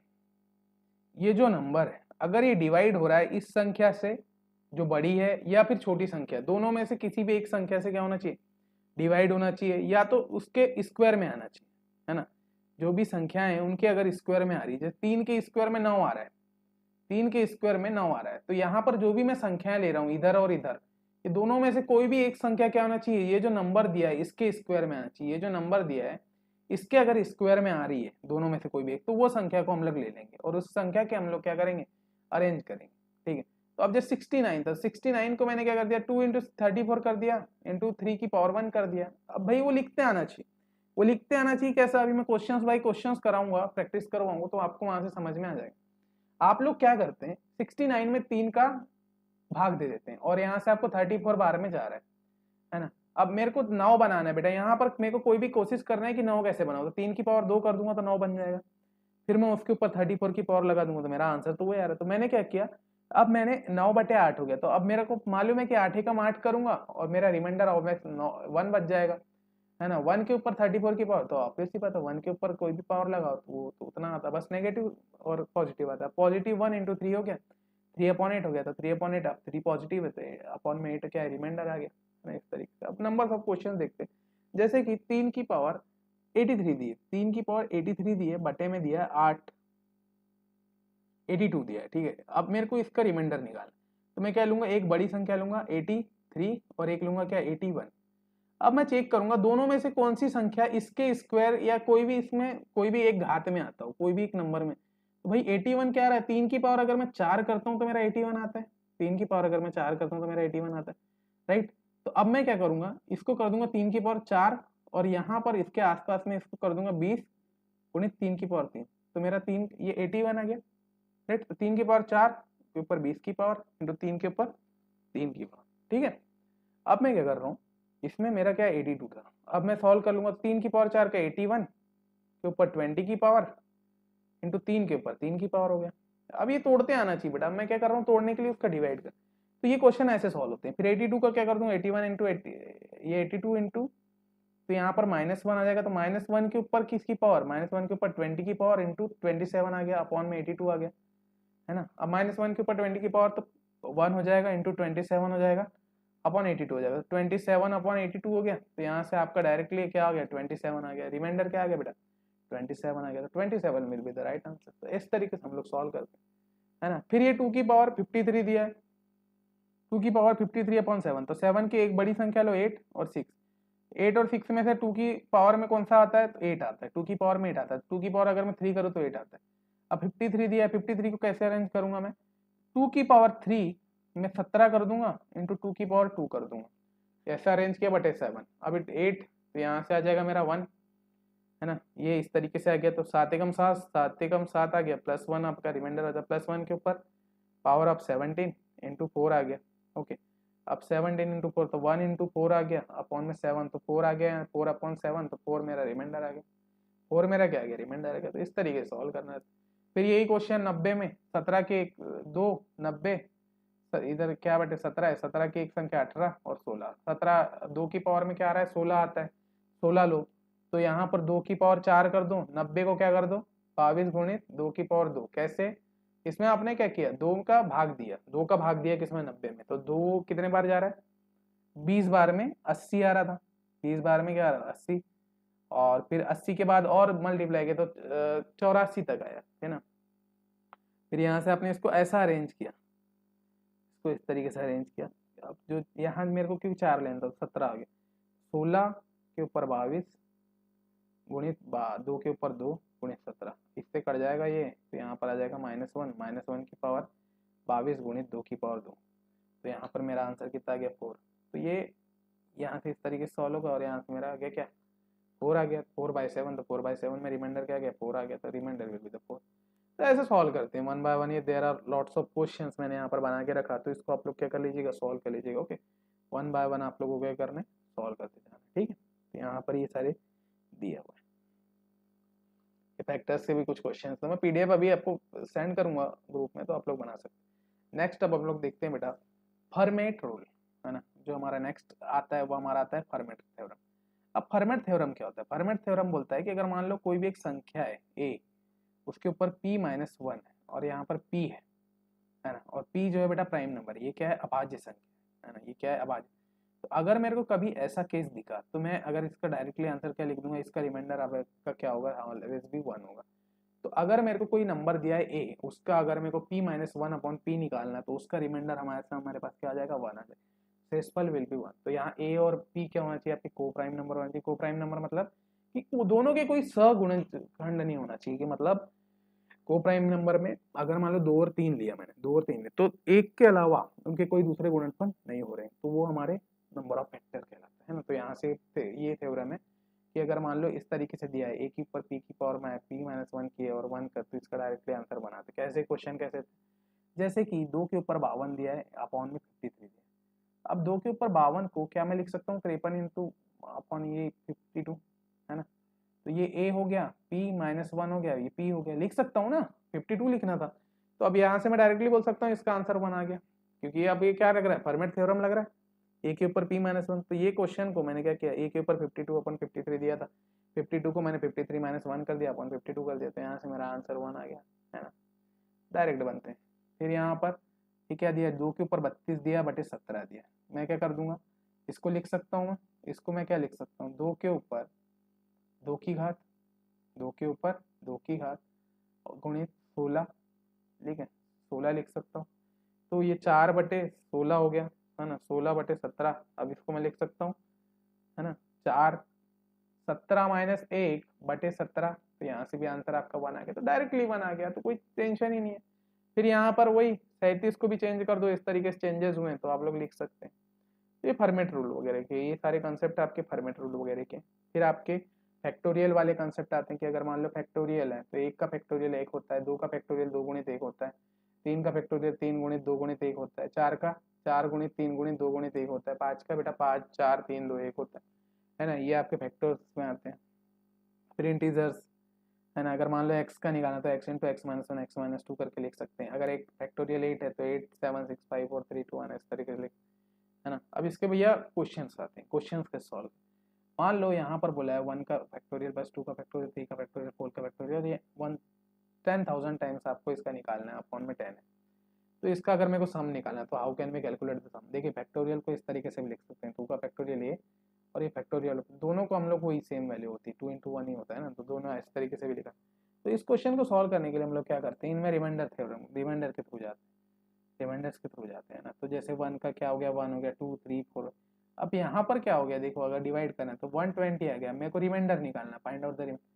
तो भाई अगर पूरा पूरा डिवाइड होता है ये 0 हो जा रहा है, 0 हो जा रहा है, और जैसे ही कोई भी रिमाइंडर अगर 0 हुआ तो ऑब्वियस सी बात है, जो अगर 0 आ रहा है तो भाई पूरा वैल्यू 0 आ जाए, भले वो एडिशन में रहे, सब्सट्रैक्शन में रहे, किसी भी चीज़ में रहे। तो अगर पूरा पूरा डिवाइड नहीं होना चाहिए, फैक्टोरियल में करने के बाद भी अगर कोई भी संख्या पूरी डिवाइड हो तो आप लोग निकाल सकते। ओके, वहाँ से इस तरीके से क्वेश्चन सॉल्व होते हैं, है ना। उसके बाद आपका आता है विल्सन थ्योरम।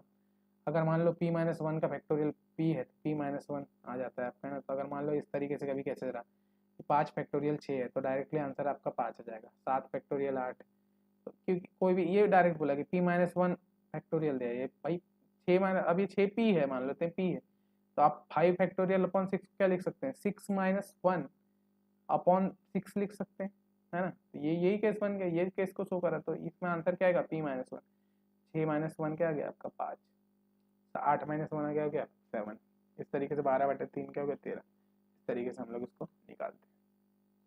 ओके, अब यहाँ पर कुछ क्वेश्चंस और हैं, उनको देखते हैं, जो कि आपके इम्पोर्टेंट, ठीक है, जो कि आपके इम्पोर्टेंट क्वेश्चन है, इनको देखते हैं, ठीक है। जस्ट अ सेकंड, ये जो क्वेश्चंस हैं ये इम्पोर्टेंट है क्वेश्चन। देखिए इसमें बोला है a number when divided by 15 gives the remainder of 8, what will be the remainder when the same number divided by 5। एक नंबर को हमने डिवाइड किया बेटा 15 से, तो मेरा रिमाइंडर आ रहा था कितना, 8। कोई भी एक नंबर था जिसको मैंने डिवाइड किया किससे, 15 से, तो मेरा रिमाइंडर। अब उसी नंबर को अगर मैं 5 से डिवाइड करता हूँ तो मेरा रिमाइंडर क्या आएगा। तो देखिए इस टाइप के क्वेश्चन को सॉल्व करने के लिए जो भी पहले रिमाइंडर आता है उसमें जो भी नंबर को बाद में डिवाइड किया जाता है उसी का डिवाइड कर दो और उसमें से आंसर आप निकाल दो, तो उसका रिमाइंडर कितना आ जाएगा, 5 × 5 5, यहाँ 3 बार आपका रिमाइंडर बच जाएगा, है ना। इसको डिवाइड करेंगे, 3 विल बी द रिमाइंडर, है ना। तो उस सेम नंबर से डिवाइड करने पर आपका जो रिमाइंडर आएगा वो कितना आ जाएगा, 3 आ जाएगा, ठीक है। तो ये यहाँ से ये चीज़ आपकी क्लियर हुई, ठीक है, कि ऐसे क्वेश्चन अब कभी भी आते हैं तो आप लोग इस तरीके से बनाते हैं। अभी मैं इसकी बड़ी मेथड भी बताऊंगा जो कि लेंथी मेथड है, I will solve with this उससे भी, लेकिन बेसिकली अगर कभी ऐसा पूछा डायरेक्टली आपको तो इस तरीके से बनाना है, ठीक है। फिर और कुछ क्वेश्चन है इसमें, अगर मान लो आपको बोला अ नंबर व्हेन डिवाइडेड बाय 16, तो जब हमने किस नंबर को 16 से डिवाइड किया तो मेरा क्या आ रहा है, 9 आ रहा है। नंबर को हमने 16 से डिवाइड किया तो 9 आ रहा है। उसी नंबर को अगर मैं 8 से डिवाइड करूंगा तो क्या आएगा, तो वैसा ही है कि इसका जो 9 आया था 9 को 8 से डिवाइड कर दो, मेरा क्या आ रहा है, 1 आ रहा है। उसी नंबर को अगर मैं डिवाइड कर रहा हूँ 8 से तो मेरा क्या आ रहा है, 1 आ रहा है। तो नंबर सेम है तो इस तरीके से मेथड होती है। अब इसकी लेंथी मेथड देखते हैं कि एक नंबर को मैंने 35 से डिवाइड किया तो मेरा 24 आ रहा है ना। कि एक नंबर को मैंने क्या किया, 35 से डिवाइड किया तो मेरा जो रिमाइंडर आ रहा है वो कितना आ रहा है, 24 आ रहा है। रिमाइंडर आ रहा है कितना, 24, और यहाँ पर कुछ ना कुछ आ रहा हो, ठीक है। अब उसी नंबर को अगर मैं क्या डिवाइड करूँ किससे, 7 से, तो मेरा क्या है, तो भाई अब अगर मैं इसका नंबर निकाल तो नंबर क्या आ जाएगा, इसका भाज्य गुणित भाजक, तो 35 × i + 24 होता है, क्योंकि ये क्या होता है, भाज्य गुणित भागफल, भाज्य गुणित भागफल धन शेषफल होता है। फॉर्मूला ऑफ द भागफल वाला आपने सुना हो।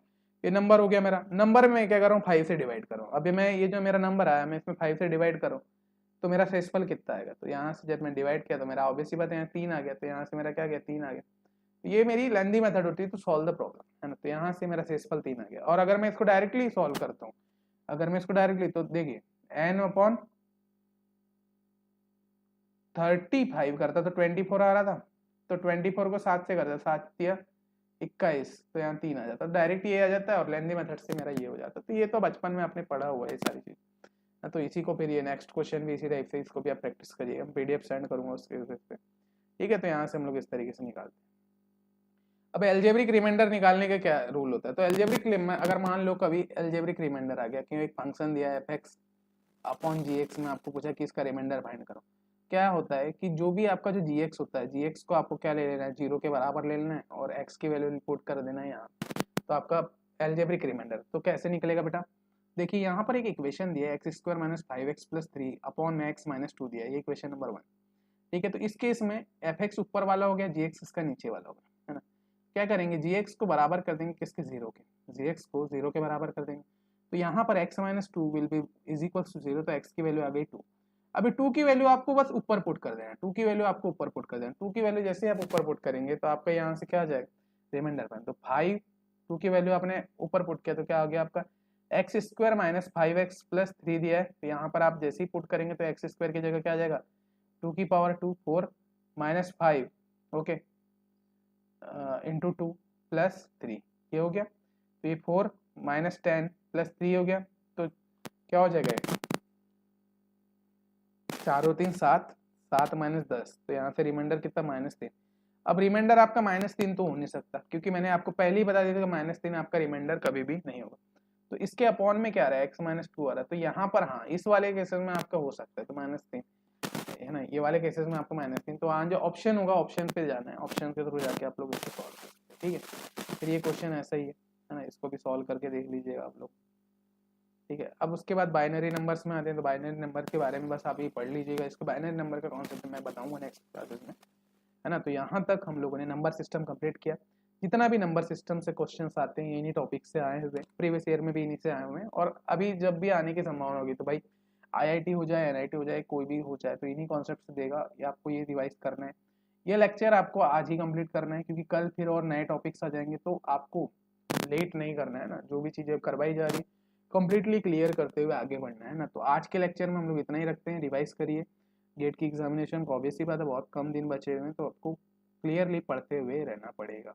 Okay, thank you very much, मिलते हैं नेक्स्ट क्लासेस में। ओके।